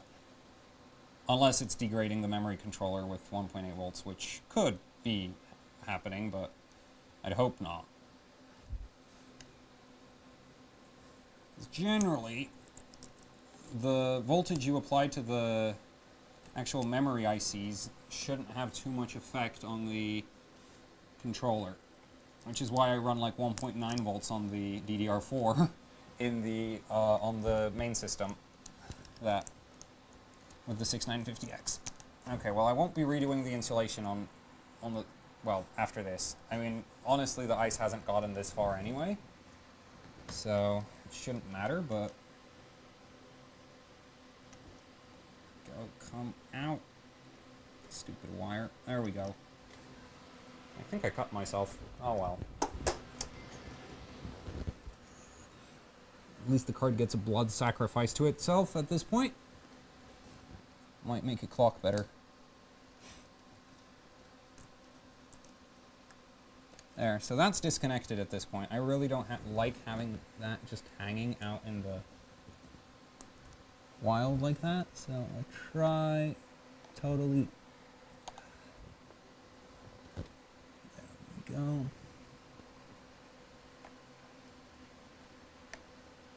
There we go. Yeah, that's off. Okay, so there's no chance of me breaking that voltage controller at this point. And it's back to whatever it was before, so let's go see if this runs.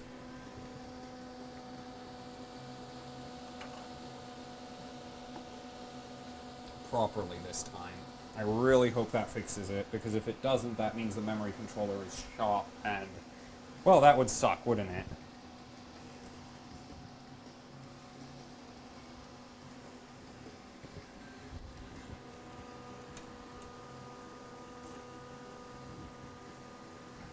Oh.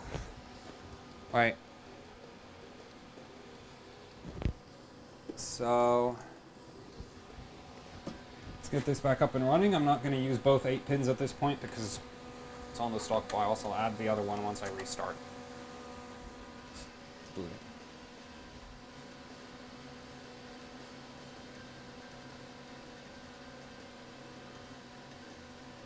Post work.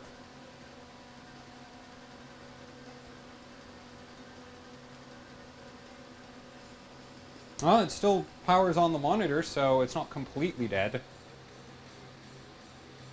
Yeah. It fires up. If it didn't fire up, then that means the memory controller is toast. Because that would mean even at stock voltage it doesn't run at enough to get into Windows, which that would be disastrous. So I'll actually just check the memory voltage. The controller, and that's this one down here.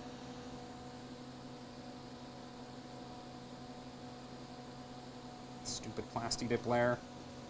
0.85. Whoa, okay. Okay. So the auxiliary on this card runs really, really low. I might have killed it. I'm dumb. I'm really, really dumb. I assumed it runs at the same voltage as everything else. As the 28 nanometer stuff, which probably was an error. Well, that's not even probably, that was definitely an error on my part. This is why you always stab everything with a multimeter twice before you trust that you've done it right.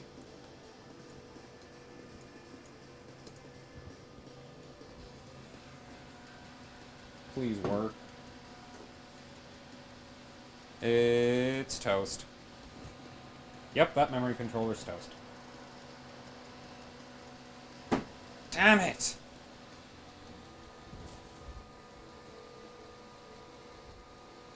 Yeah, that's dead. That's completely dead. I am such an idiot. Okay, well, there's one more voltage I could disconnect. If that still doesn't fix it, then it is completely, utterly screwed.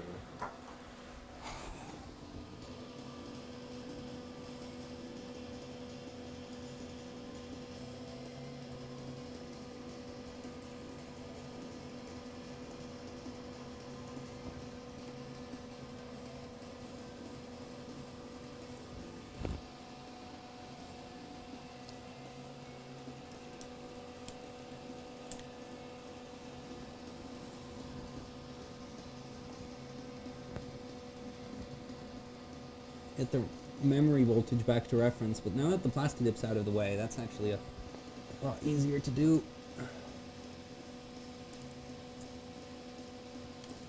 There we go. Pull that one out. And pray, please work now.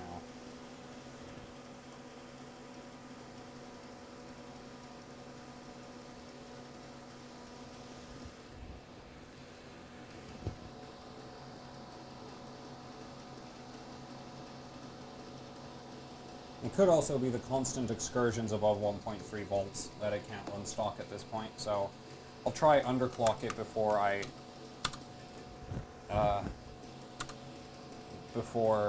run heaven, but the card is definitely degraded at this point. It's not as good as it used to be, so it should still be able to, well, hopefully it'll still run, but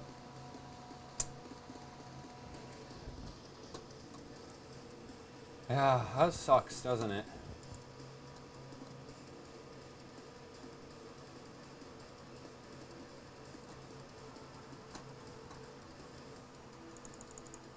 Hopefully it's just the core. Please just be... If I just degraded the core, that's not the end of the world. If the memory controller is shot, that is the end of the world, because those things are fragile as hell.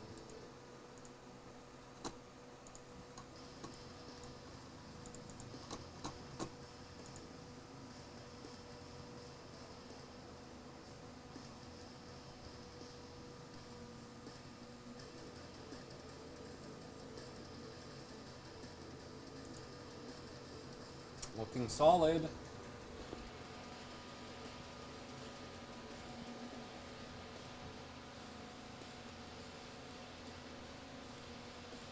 Yeah, okay, it looks like I might have degraded the GPU core, which isn't the worst thing ever, it just means it won't run as fast as it used to. 2600. No. 1012.63. Looks good. 1288. Looks good. 1312. Still good.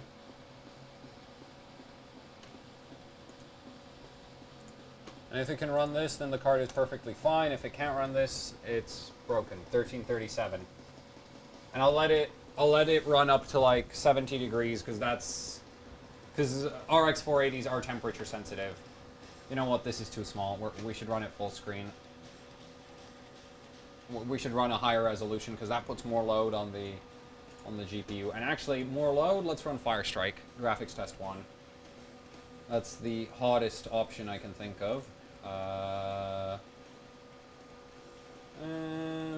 need to be able to see GPU Z, so that's be a bit problematic. Let's see. Loop, windowed, and there's an option, there should be an option somewhere. Window always on top, okay. And loop, windowed, graphics test 1.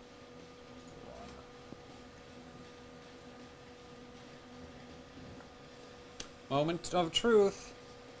1.95 volts seems crazy for DDR3. So, the thing about DDR3 and DDR4 voltages is, on Intel at least, the memory controllers are incredibly robust. Like, really, really, really, really robust. So, DDR3, you can run like 1.9. Like, for some of the Samsung memory, people would be pushing like 2.1 volts on DDR3. To get 2800 9 12 12 or 2900 9 12 12 timings running. Oh, that's bad. That just crashed. Yeah, that crashed. Oh, hell. Okay, well, I'll try downclock it a bit and see if it'll still run. So it does look like the core is almost certainly degraded. The memory seems to be fine. It's not that surprising. At least we all know that running well over 1.3 volts on your RX 480 is a dumb idea if you want your RX 480 to work. at its full potential for an extended period of time. But this is why I like having free samples, because I can kill stuff so you don't have to. Yeah, it's... Damn it! It was 43 degrees. And did anybody catch that blue screen? I didn't. Oh, crap, I forgot. Sorry about that. There we go. 1.25 volts, fine. Anything above 1.3 volts, I recommend not doing that. And definitely not above 1.35 like I ran on this card for excessively long time periods.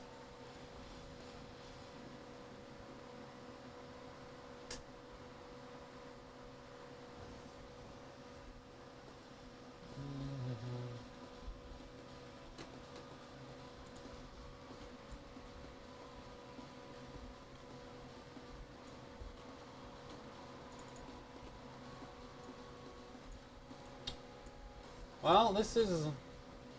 Well, at least it's a demonstration of degradation, but that's not really what I was aiming to do today. Is that setting still on? Yeah, it's still on. Okay. I'm gonna underclock it, because I really want to know how bad it got. I think it'll run 1288. Oh, this sucks. Loop, windowed, run.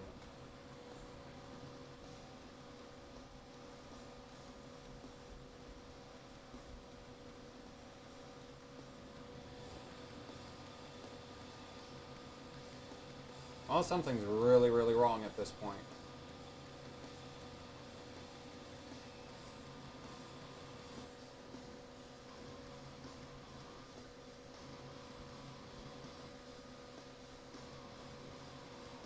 Uh, 1.45 volts and only running stock clocks, that's degraded as hell, and it's going to get worse and worse.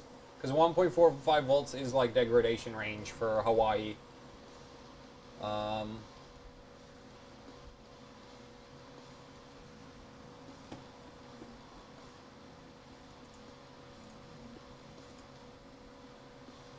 PFN list corrupt. It's a memory error. Damn it. Damn it, damn it, damn it!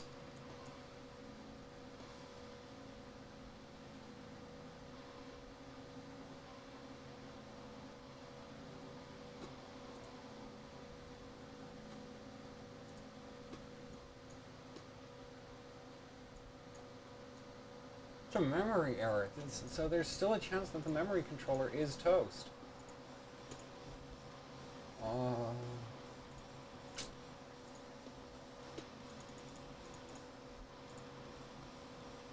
1.25. 2.0.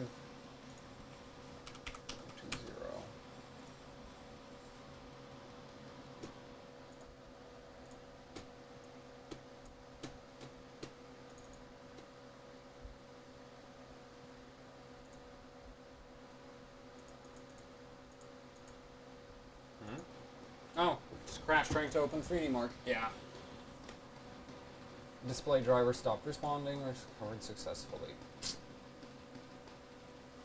Kill me.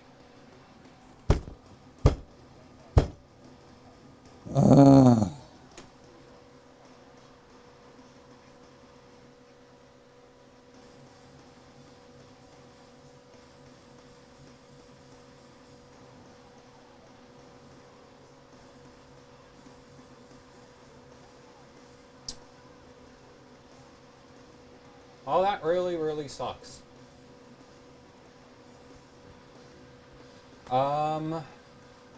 You know what? Let's just go for it. Switch the BIOSes. Restart. Run it on LN2. Whatever score it gets is the card's legacy, and I'll call it a day. Damn it.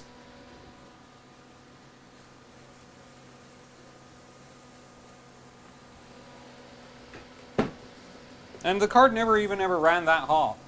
Oh, and I forgot to plug in the extra power connector.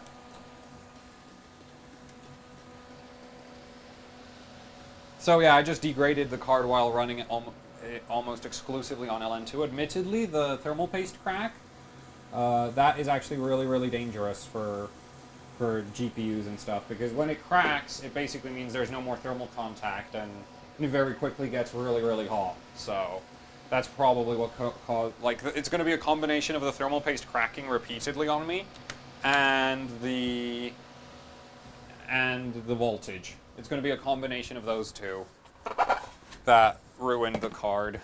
Damn it! Why does everything nice I have break? No, why do I break everything nice?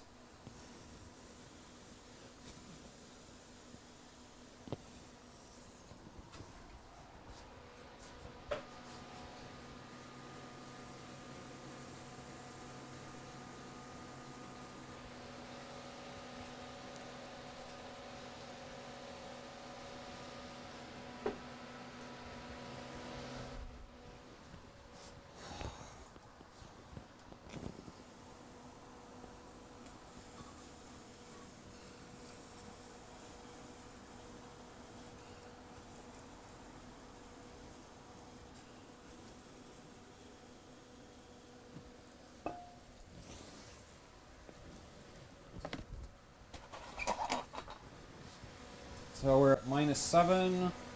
I'm going to pull it down to -90, and we're going to run at that. If it cracks, it cracks. If it doesn't crack, it's good.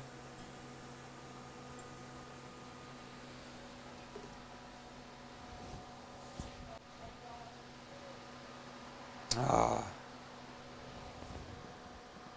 Oh.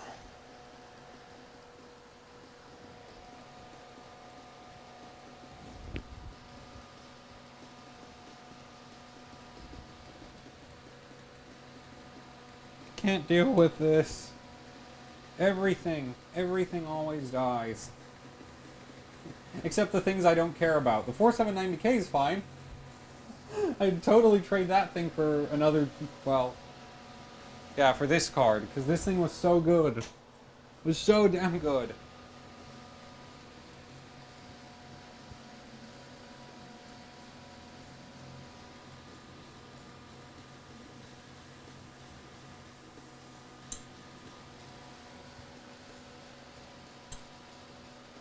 That cracking noise is really concerning.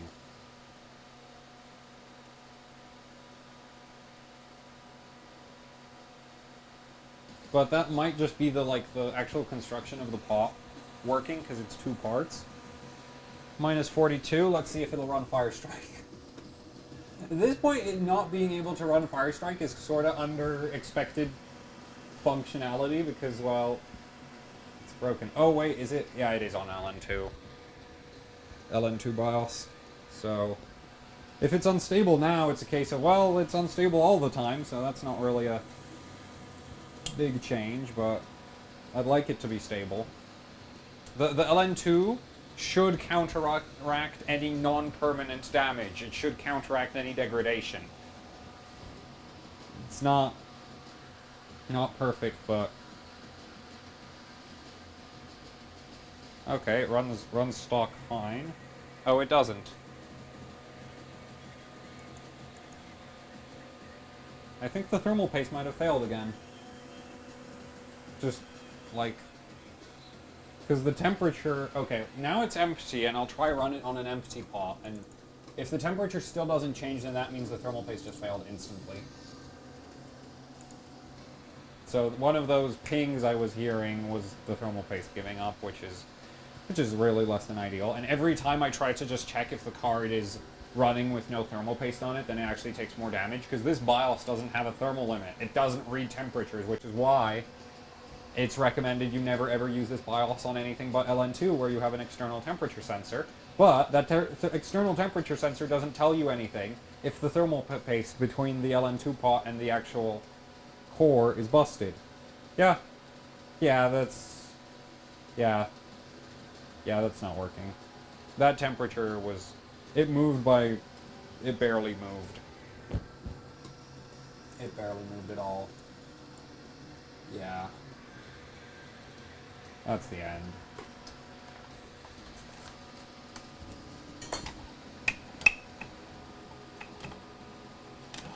Well, I guess it can go up on the wall of things that I broke.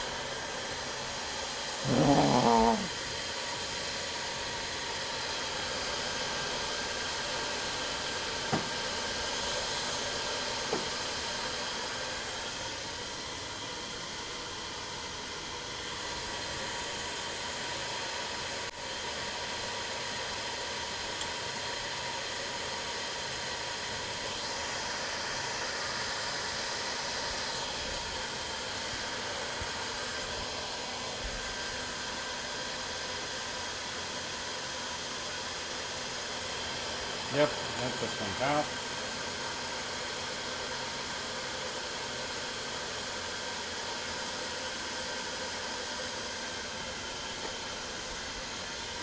I mean, there's a small chance that maybe I just screwed up the FCBGA or maybe the VGA mount with the LN2, but I kind of doubt it. And at this point, yeah, like, I don't really have, like, I don't want to try bake the card. And I don't really have... That's the second RX 480. Second. Oh.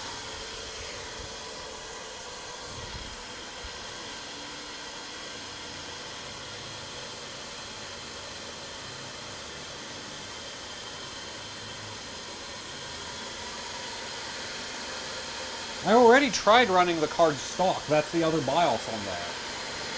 It's not going to run at all.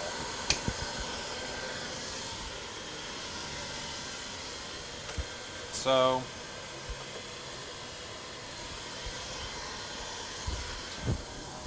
yeah.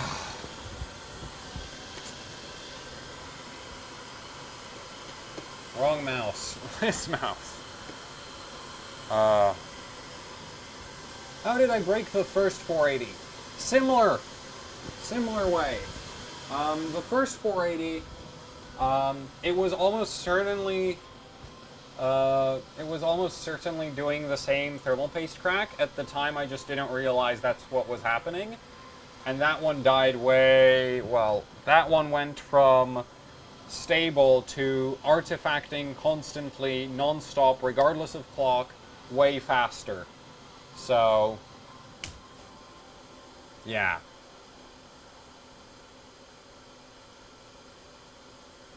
I have a spare shroud, but if you're not in Europe, I'm not sending it. You know what? I don't know. Should I just pack it in here? Because that was just a disaster. Like, you know, not really much I can do at this point. The card's good. I'm not good at this at all. It's like the only stuff that ever works for me is the stuff that's relatively easy.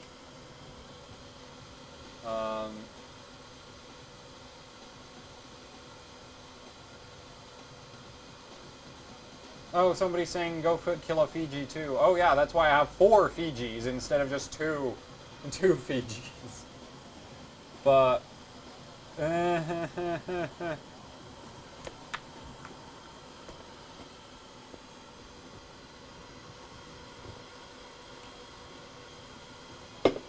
the Furies aren't prepared at all. So, yeah. 290X, don't go over 1.35. And really, if you're running on air cooling, don't go over 1.3. Kill the GT710. No! I'm already in grief. I'm not going to kill more of my stuff.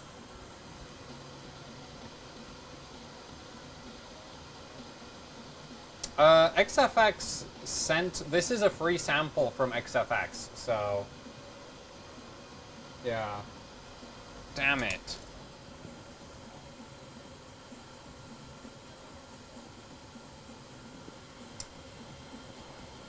This is...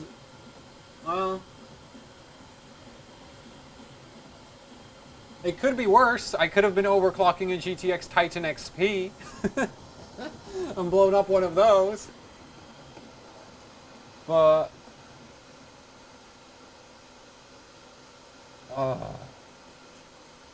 It just... Well, you know... I don't know. I have no idea what AM4 motherboard I'm getting yet.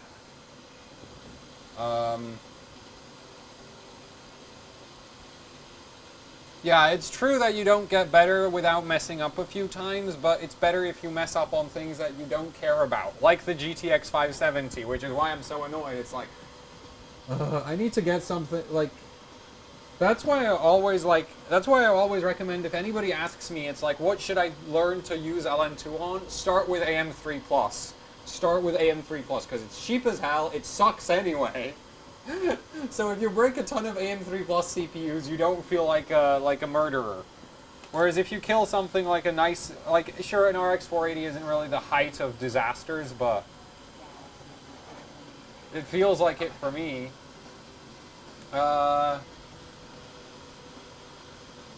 Thought you were, so somebody, yeah, for AM4 Plus, I am looking into the Gaming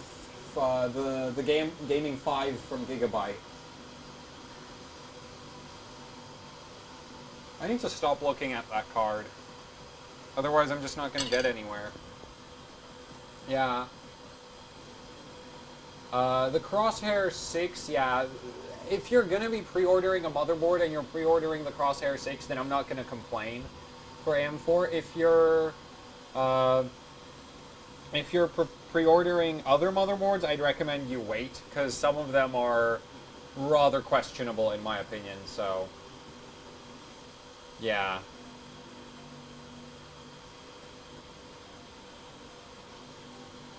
Thing about CPUs is they're a lot harder to kill. I'm getting a... So somebody asked what Ryzen and not mine getting is... I'm getting a R7 1700. I don't have a 1060. Though, good news, apparently I will be getting an NVIDIA 10 series card sometime soon, because there's... one vendor decided that, yeah, they're going to send it. There's still some discussions on, like, what I'm getting and that, but I will be getting a 10 series NVIDIA, so I'll finally be able to, like, test them out more, and I'll be able to do some more info, like, when I do the PCB breakdowns for the 10 series cards, it'll be more informative than it is right now, because that's really why I don't like doing them, is just, I don't know that much about them.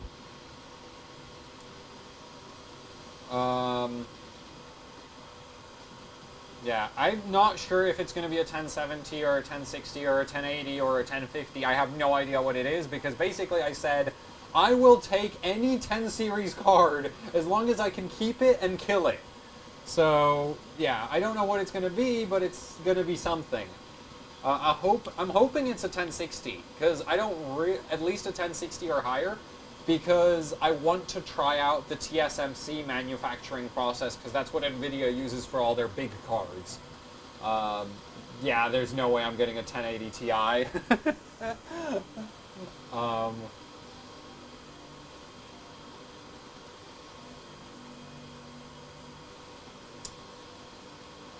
Yeah, the Tai Chi looks pretty good from ASRock, the AM4 Tai Chi.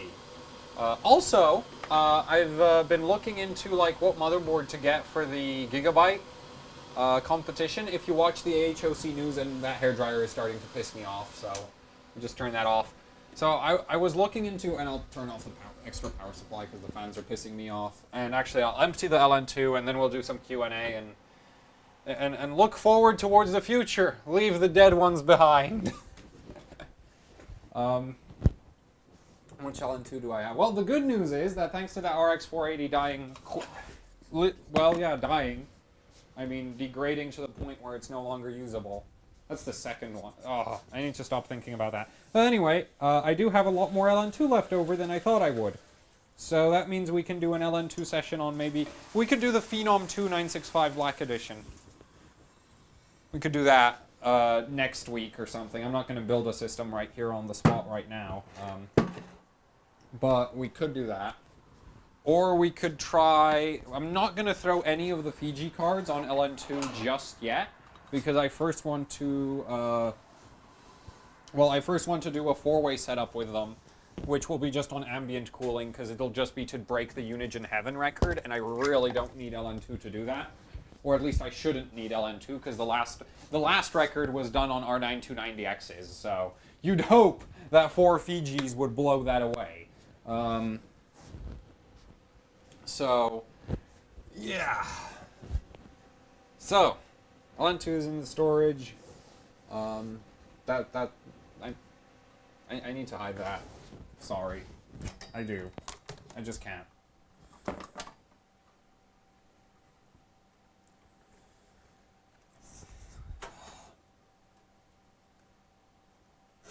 And there's all the things I kill. And the problem here is it didn't even really get anywhere. That's what I'm most annoyed about, is the scores sucked. And I didn't even save any of them, which is even dumber. That's why you should always save any scores you make instead of just the scores you like. Because there was a 15,200 in there. And I actually got a 15,200 yesterday as well. And before yesterday. Well, that really sucks. Stupid cable. There we go. What time is it? I have no idea. It's probably like 9 o'clock-ish, yeah. Yeah. So that. So let's just do some questions and answers, and then we'll pack it in for today. I should have done, like, I should have streamed yesterday and before yesterday when I was still messing with the card, because that was honestly working better, but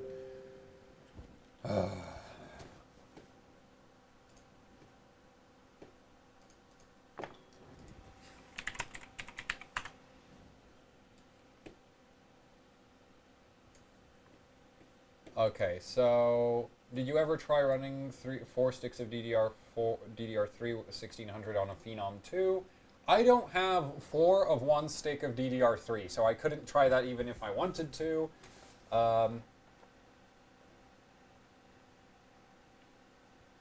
Somebody asked what happened. I guess Vec. How the hell do you pronounce that name? Ryzen. Okay, you know what? I'll skip that question. You guys need to get better names. But anyways, somebody asked, when do you think you'll put the Ryzen 1700 under LN2? Depends on when I get the motherboard. Yeah.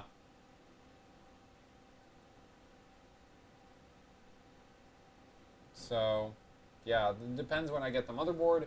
Are there any tricks to get high memory OCs on Fiji cards? You can mod the BIOS for Fiji cards to have higher memory voltage, and that'll get you 600 megahertz on most cards. The thing to keep in mind is running more than 1.35 volts, or wait, no. It's 1.3. There's a volt, like, I've already degraded the HBM on my Fury X2. So I'm, you know, that's really, like, the AHOC, like, I mean, yeah, it's kind of the point of AHOC is to, like, test shit so other people don't have to test it on their stuff. But it hits hard when, you know, you have something that, like, you like and it stops working properly because, well, science, I guess. How high did I get with the 4790K on LN2? Only 5.8 gigahertz. I really need to revisit that chip because I should be able to get it higher. Have you bought the motherboard already for wait. Bleh. 619 SRT is asking, have I bought a motherboard already? Somebody... okay, you guys need to freaking slow down. I can't figure out what questions to answer first. So, wait.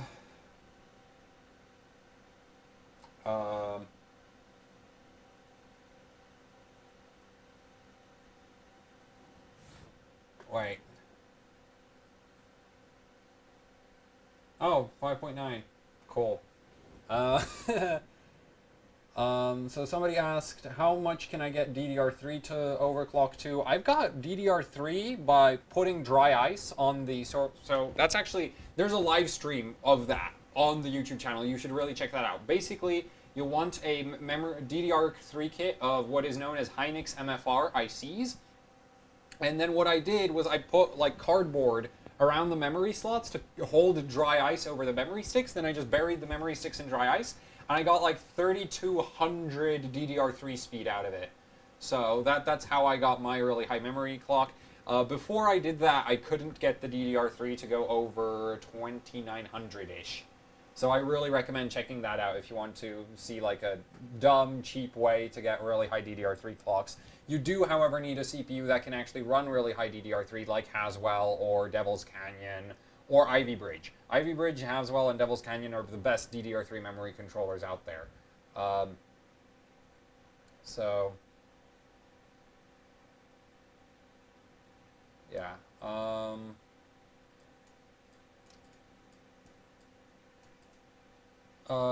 OCing Haswell. So Haswell is a funky architecture in that it has a really hard voltage wall.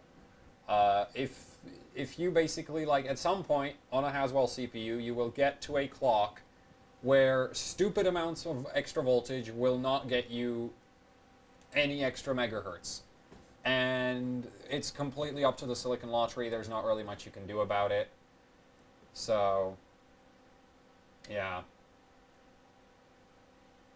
So that's an issue. What else is there?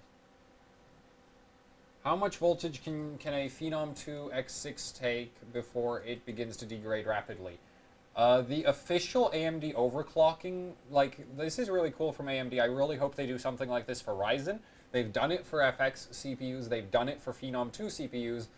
They published a PDF with all of the recommended settings for their CPUs, and Phenom 2s, they recommend you don't run them above 1.55 volts. At 62 degrees centigrade or something really low like that. Admittedly, that's not real world temperature. I don't think. It's probably some arbitrary AMD temperature measuring scheme because the way they measure temperatures on CPUs has just been stupid for ages and ages and ages. And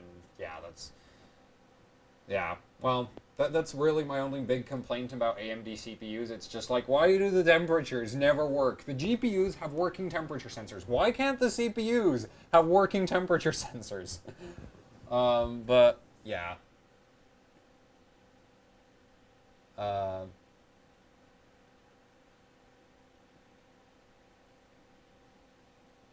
Yeah.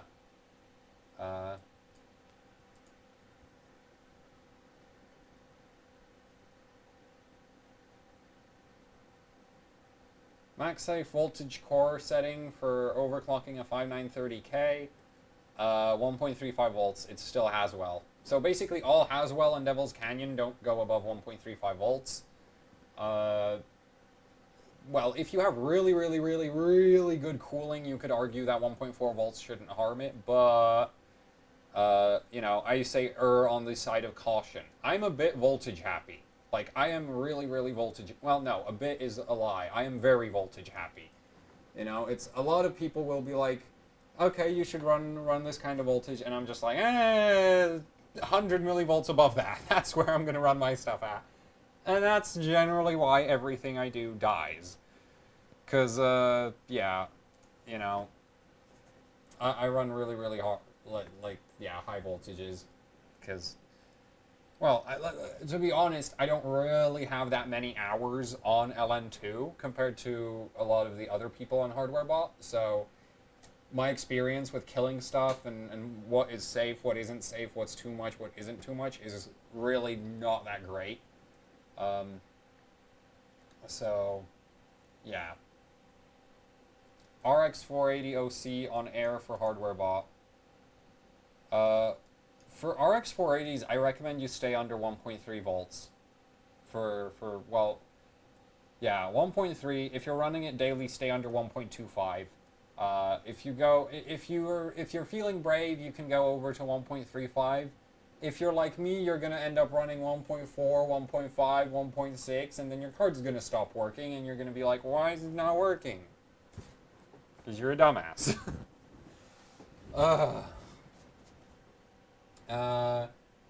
When are you getting a sub button so I can... on Twitch, I'm probably... Like, the thing... Isn't the subscription button you need to get partnered with Twitch? Which for me is really problematic because I don't stream nearly often enough.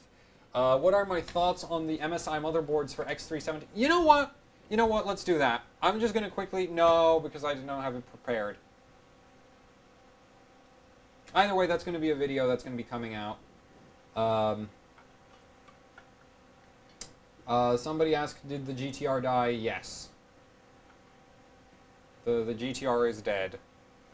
Well, it's not dead, it's just degraded to the point that there's no, like, yeah, no chance of running it any longer. So, yeah. So, the subscription button for Twitch, like, I need a partnership, and to get a partnership, you need to stream way more often than I do, and with... these streams are rather intense in terms of requirements. On me, and on the hardware, and on the LN2 supply, which is why I don't stream that often. Max wattage for an RX 480. How much wattage you allow your RX 480 to pull, you should limit that according to which PCB you have, is what I'm going to say there. But generally, I would say limited to 200 watts, 200 watts and like 150 amps, and that should be fine on every single card, including like the RX 480 Red Devil.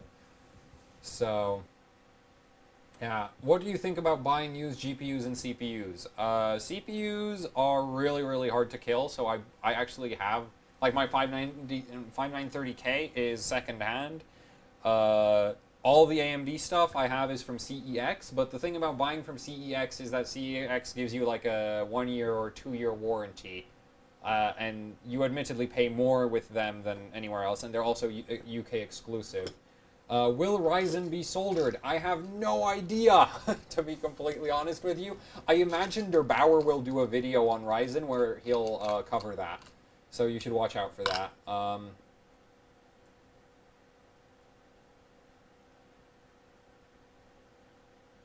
So, yeah. What else is there? 1800X over the 1700X. I can't say right now. Okay, I'm really not allowed to say how the performance is. I say if you're not sure about wanting that 1800X, wait. Definitely freaking wait. I went and bought a 1700, but that's mostly because I can't... Like, yeah, I could have maybe bought a 1700X or 1800X, except then I wouldn't have any budget to do stuff around AHOC other than Ryzen, and that would kind of suck. So, yeah.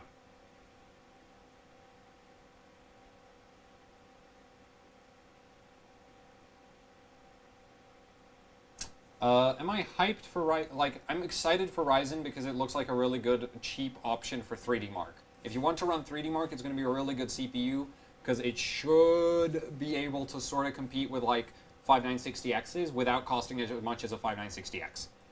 Am I disappointed by the Ryzen clock speeds? Yes. that is very, the thing is, you can't just say the clocks suck. You have to consider the clocks are something, but ultimately what matters is performance. Is Ryzen going to be breaking 8 gigahertz? No. Is Ryzen going to be like, we already saw that Ryzen on LN2 for Cinebench, there's screenshots of it doing like 5.2, 5.15 gigahertz, and it does really well. Like, it scores really, really high, but that's actually, in terms of clock, that's a bit below. That's around the same area as Broadwell E, and that's on LN2. And I really I'm not really allowed to say more than that, so we're not going to do that.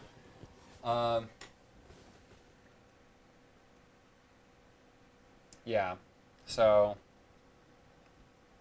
yeah, but I do see Ryzen as a really good option for 3D Mark, because it's cheap and you get 8 cores, and in 3D Mark, that's very, very important to have at least 8 cores. So, yeah. And no, I don't have a Ryzen CPU. I'm just working on some Ryzen content, which means I can't talk too much about what I'm doing because, I like being able to do work. To yeah.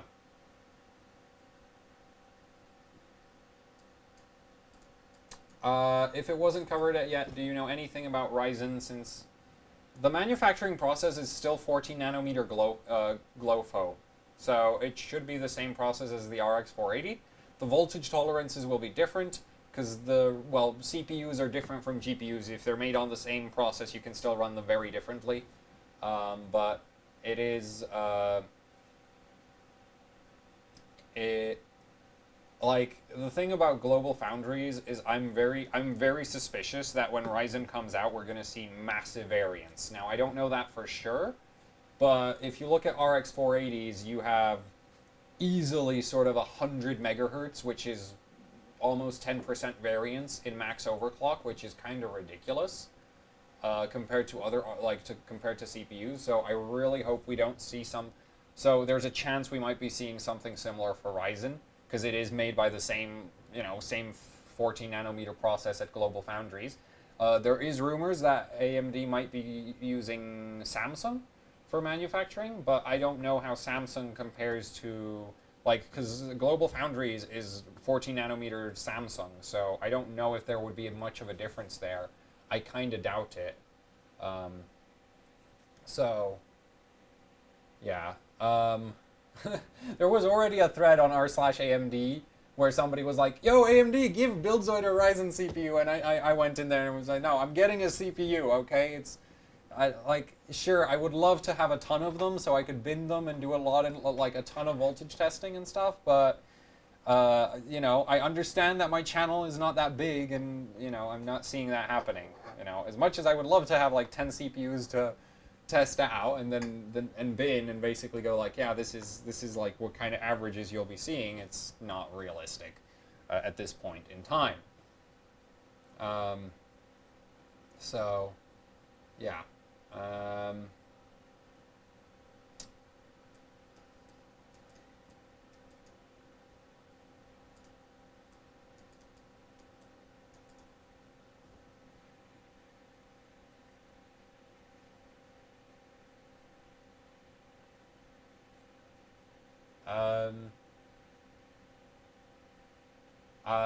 So one i5 2500K question, I have no idea. I have never worked with an i5 2500K. You need more CPUs and more RX 480s. Yes, I need more everything. Unfortunately, this is the nature of actually hardcore overclocking. Is that I'm a bit me being voltage happy, and the fact that accidents happen means that my ability to go through hardware is unparalleled. And the other issue with that is unlike a lot of other review sites, they get samples and they're loaners and there's no issue with them breaking stuff. With me, it's a case of, if I want to test something thoroughly, there's a very good chance by the time I'm done testing it, it might not be working. So that's really a problem with running AHOC, is just, I choose through hardware. Not that that's something I do on purpose, it's just sort of the nature of the way I could, treat everything a little more carefully, and then it wouldn't really run such ridiculous risks, but, you don't know where that limit is until you until you run into it, because unfortunately, there's no book of safe voltages published by most manufacturers, it's this is safe up to X, and then you try X and it dies. So, yeah.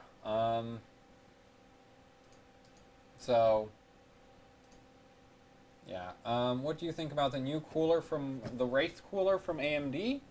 I'm not sure. I've never tested it. It might be promising. I'm not getting one with my R7 1700, so I can't test it. Which actually, no, I don't know if the R7. We'll see. I don't know, I'll try do some stock cooler overclocking. I really doubt it'll get anywhere. Thoughts on upcoming Vega GPUs? I'm excited for Vega. like really excited for Vega because HBM2. So first of all, Vega's going to support 4-way crossfire, which is really nice for some benchmarks. I don't see it being super slow. I think I don't know anything about performance right now. Vega is pretty far away, so there's not really any information available for me. But from what I've seen so far, it looks promising, and I'm excited for it because I really want to see like the Fury X, if you've ever worked with one, very much feels like this is a prototype of what an HBM GPU should work like. So I imagine Vega, they'll fix everything and it'll be like, this is a proper HBM GPU instead of like, well, the memory overclocking is kind of broken, and the voltages are kind of broken. The power controls are broken. Luckily, they fixed that on Polaris by the looks of it, because AMD massively revamped their power management on Fiji. Well, Fiji got a totally new power management unit, and that unit, in my opinion, is the main reason for that new power management system is the reason I think the cards lose performance as you raise V-Core. And then on Polaris, that's no longer a thing, so I think they fixed that. So if they fix that on Polaris, I can't see them breaking it again for Vega, which means if Vega is like Polaris, we should be seeing some really, really nice cards to work with. Hopefully I'll be able to get one, because it's going to be expensive, and I don't know how the budget will work out for that. So... yeah, I have no idea what kind of memory sizes we're looking at for Vega. So, yeah. What kind of performance are we looking at? I have no idea about performance either. Like, if they fit, like, it looks like they just went and made a bigger Fury X, in which case, if they just made a bigger Fury X, well, like, a faster Fury X, because the leaks are that it's going to have 4096 stream processors. If it has 4096 stream processors, and there's not really any other bottleneck in the actual architecture, which the Furies have. Like, that's undeniable. They are one of the, like, they are not significantly faster than, like, the cards under them, even though they have way more stream processors. So, if they take a Fury and just manage to clock it to 1500 megahertz, that's 50% faster than a Fury X right out of the box, assuming there's no other bottlenecks. So, I can see it matching a Titan X. I can see it, like, depending on what they do, they could match a Titan X. If it doesn't clock that high, I think they can beat a 1080. I'm really not sure. There's not that much information. I'm gonna go say, and I'm gonna just say right now, if you want to buy a Vega, just wait for freaking benchmarks. Don't pre-order. It's really like, you know, until it's in the stores, it doesn't matter how it performs, in my opinion. So, yeah. Wraith cooler is rated for 140 watts, so if you get one, it should be decent. I don't know, maybe if I get one.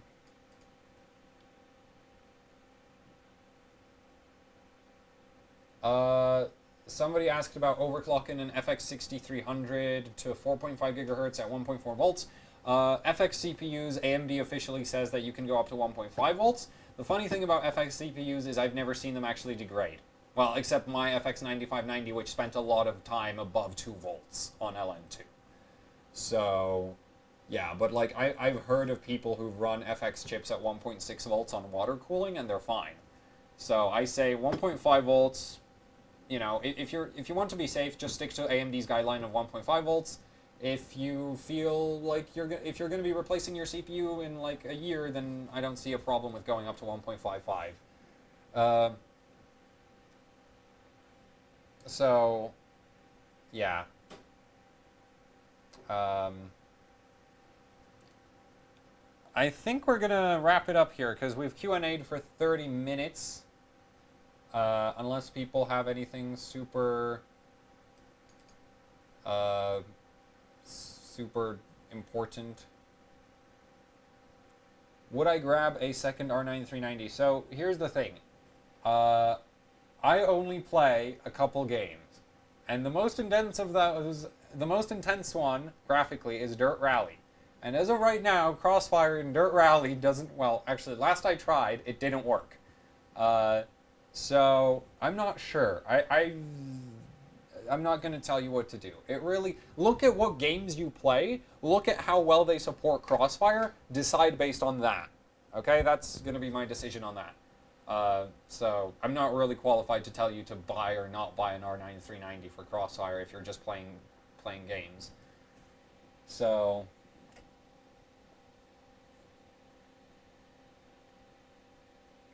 yeah. Actually, you know what? Speaking of Dirt Rally, one thing I've always wanted to try. No, that's dumb. That's dumb.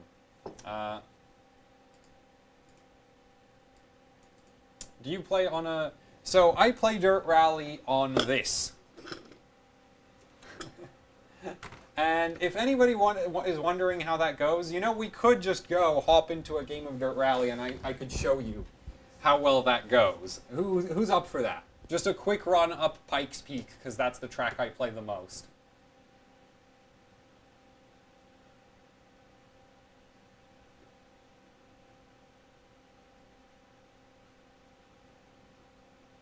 Yes. Okay, we have one yes. Everybody, yes. Okay, yes. Everybody wants to see. Okay. We'll try this. This is going to be dumb. I'm actually, like, you know what? I'll point this down so you can see my fingers on the keyboard, because that's going to be, like... surround, or do you guys mind if I run it in... run it... Yeah, I'll run it in surround, so that, because I'm just like it's otherwise so let me just enable that. So the funny thing about my surround setup is that I'm running 6400 by 1080 on my monitors. Oh, Radeon, yeah, that great Catalyst, freaking Radeon settings crashed, and it's dead. Oh no. I think it might be something to do with OBS and handling monitors. Oh, wait. Seriously? Did that just... No, we're still on 3 individual ones. Re-enable Affinity Group. Okay, yeah, it's broken. Screw it. We're going to run on 1 monitor. I just need to get the capture set up. So... that means I need to add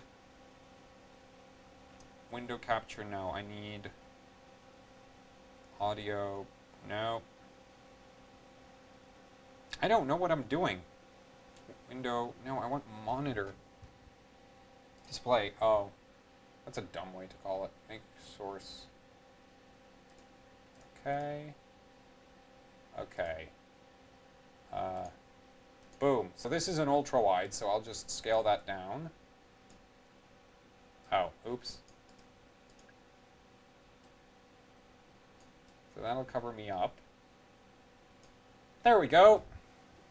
Now that actually works out so you can see the keyboard. So I shift with W and S. Spacebar is handbrake. Gas, left, right, you get the idea. So let's fire this up. And we'll just do like 1 run, and I need to get that full screen. Alt-Enter. Dear game, please. Okay. Oh, this is fun. It's just because of how Eyefinity handles this, so... Oh, sound. You know what? No. Options... graphics, video mode.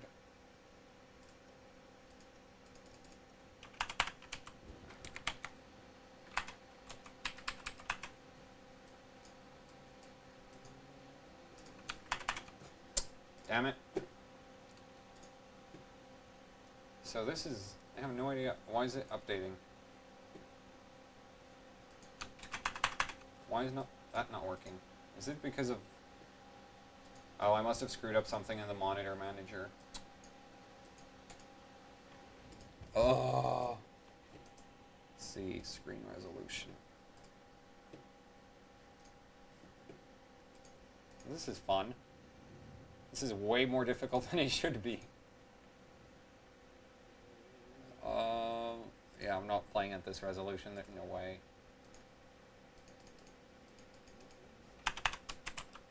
Okay. Off. Okay. There we go. Video mode. There. That kind of works. Yeah, we'll just roll with this. We'll just roll with it windowed. So, custom event, hill climb, resume. Already have one in there. This is going to be a disaster. How's the quality for everybody?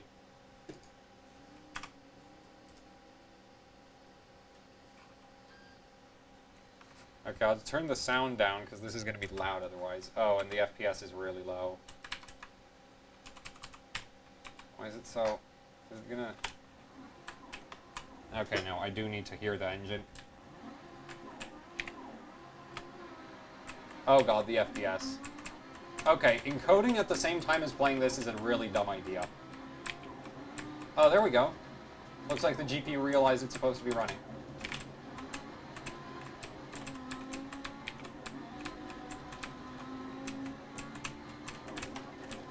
Oh shit.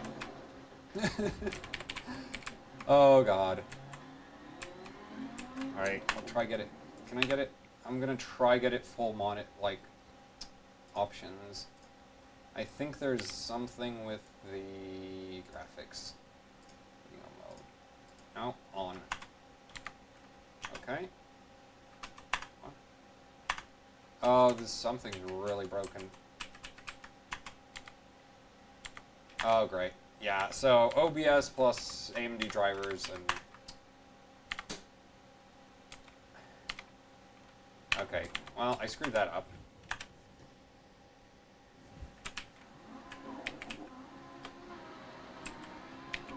Why is the FPS so bad? This really shouldn't be that hard. I'm not using GPU.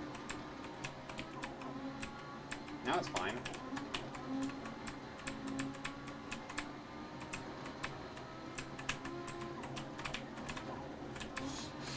Oh. I have no depth. I'll take it slower. I can get up this. My record for this is like 9 minutes, but... let's see. Please work.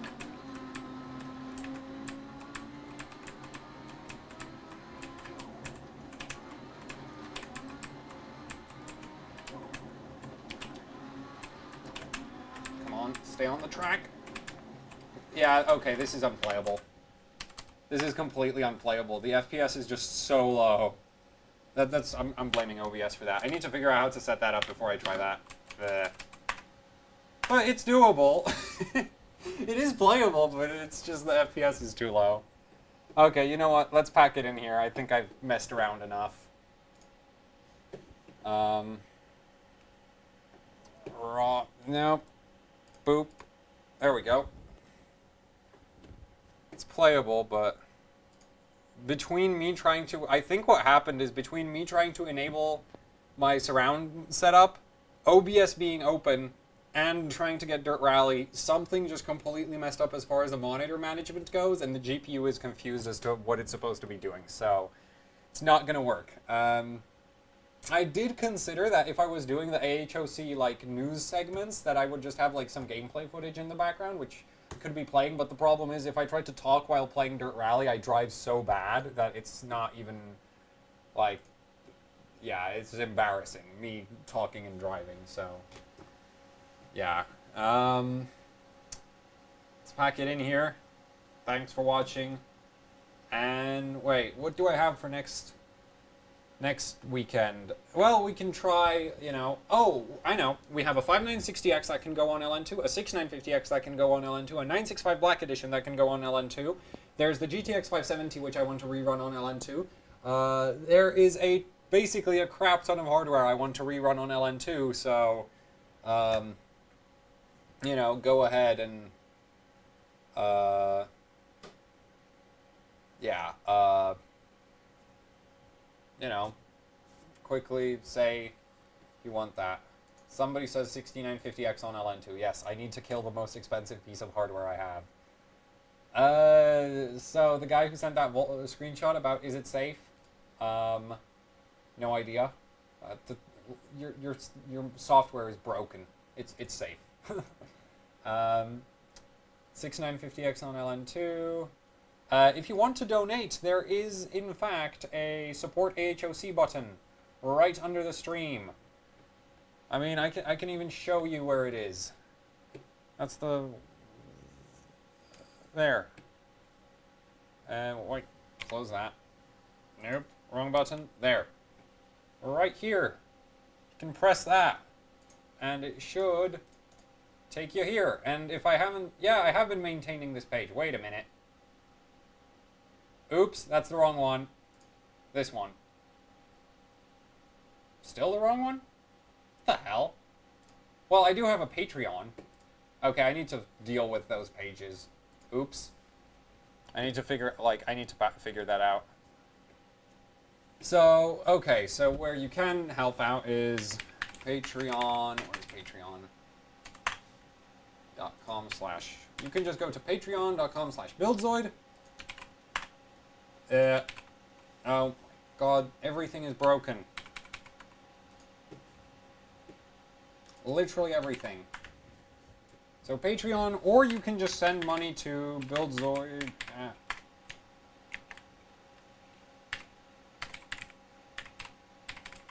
Or if you want to use PayPal, it's just a case of that for PayPal. Also, if you want to basically ask any questions, you can spam that email as well.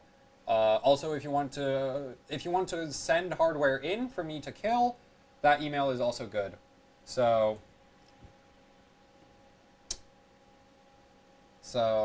yeah.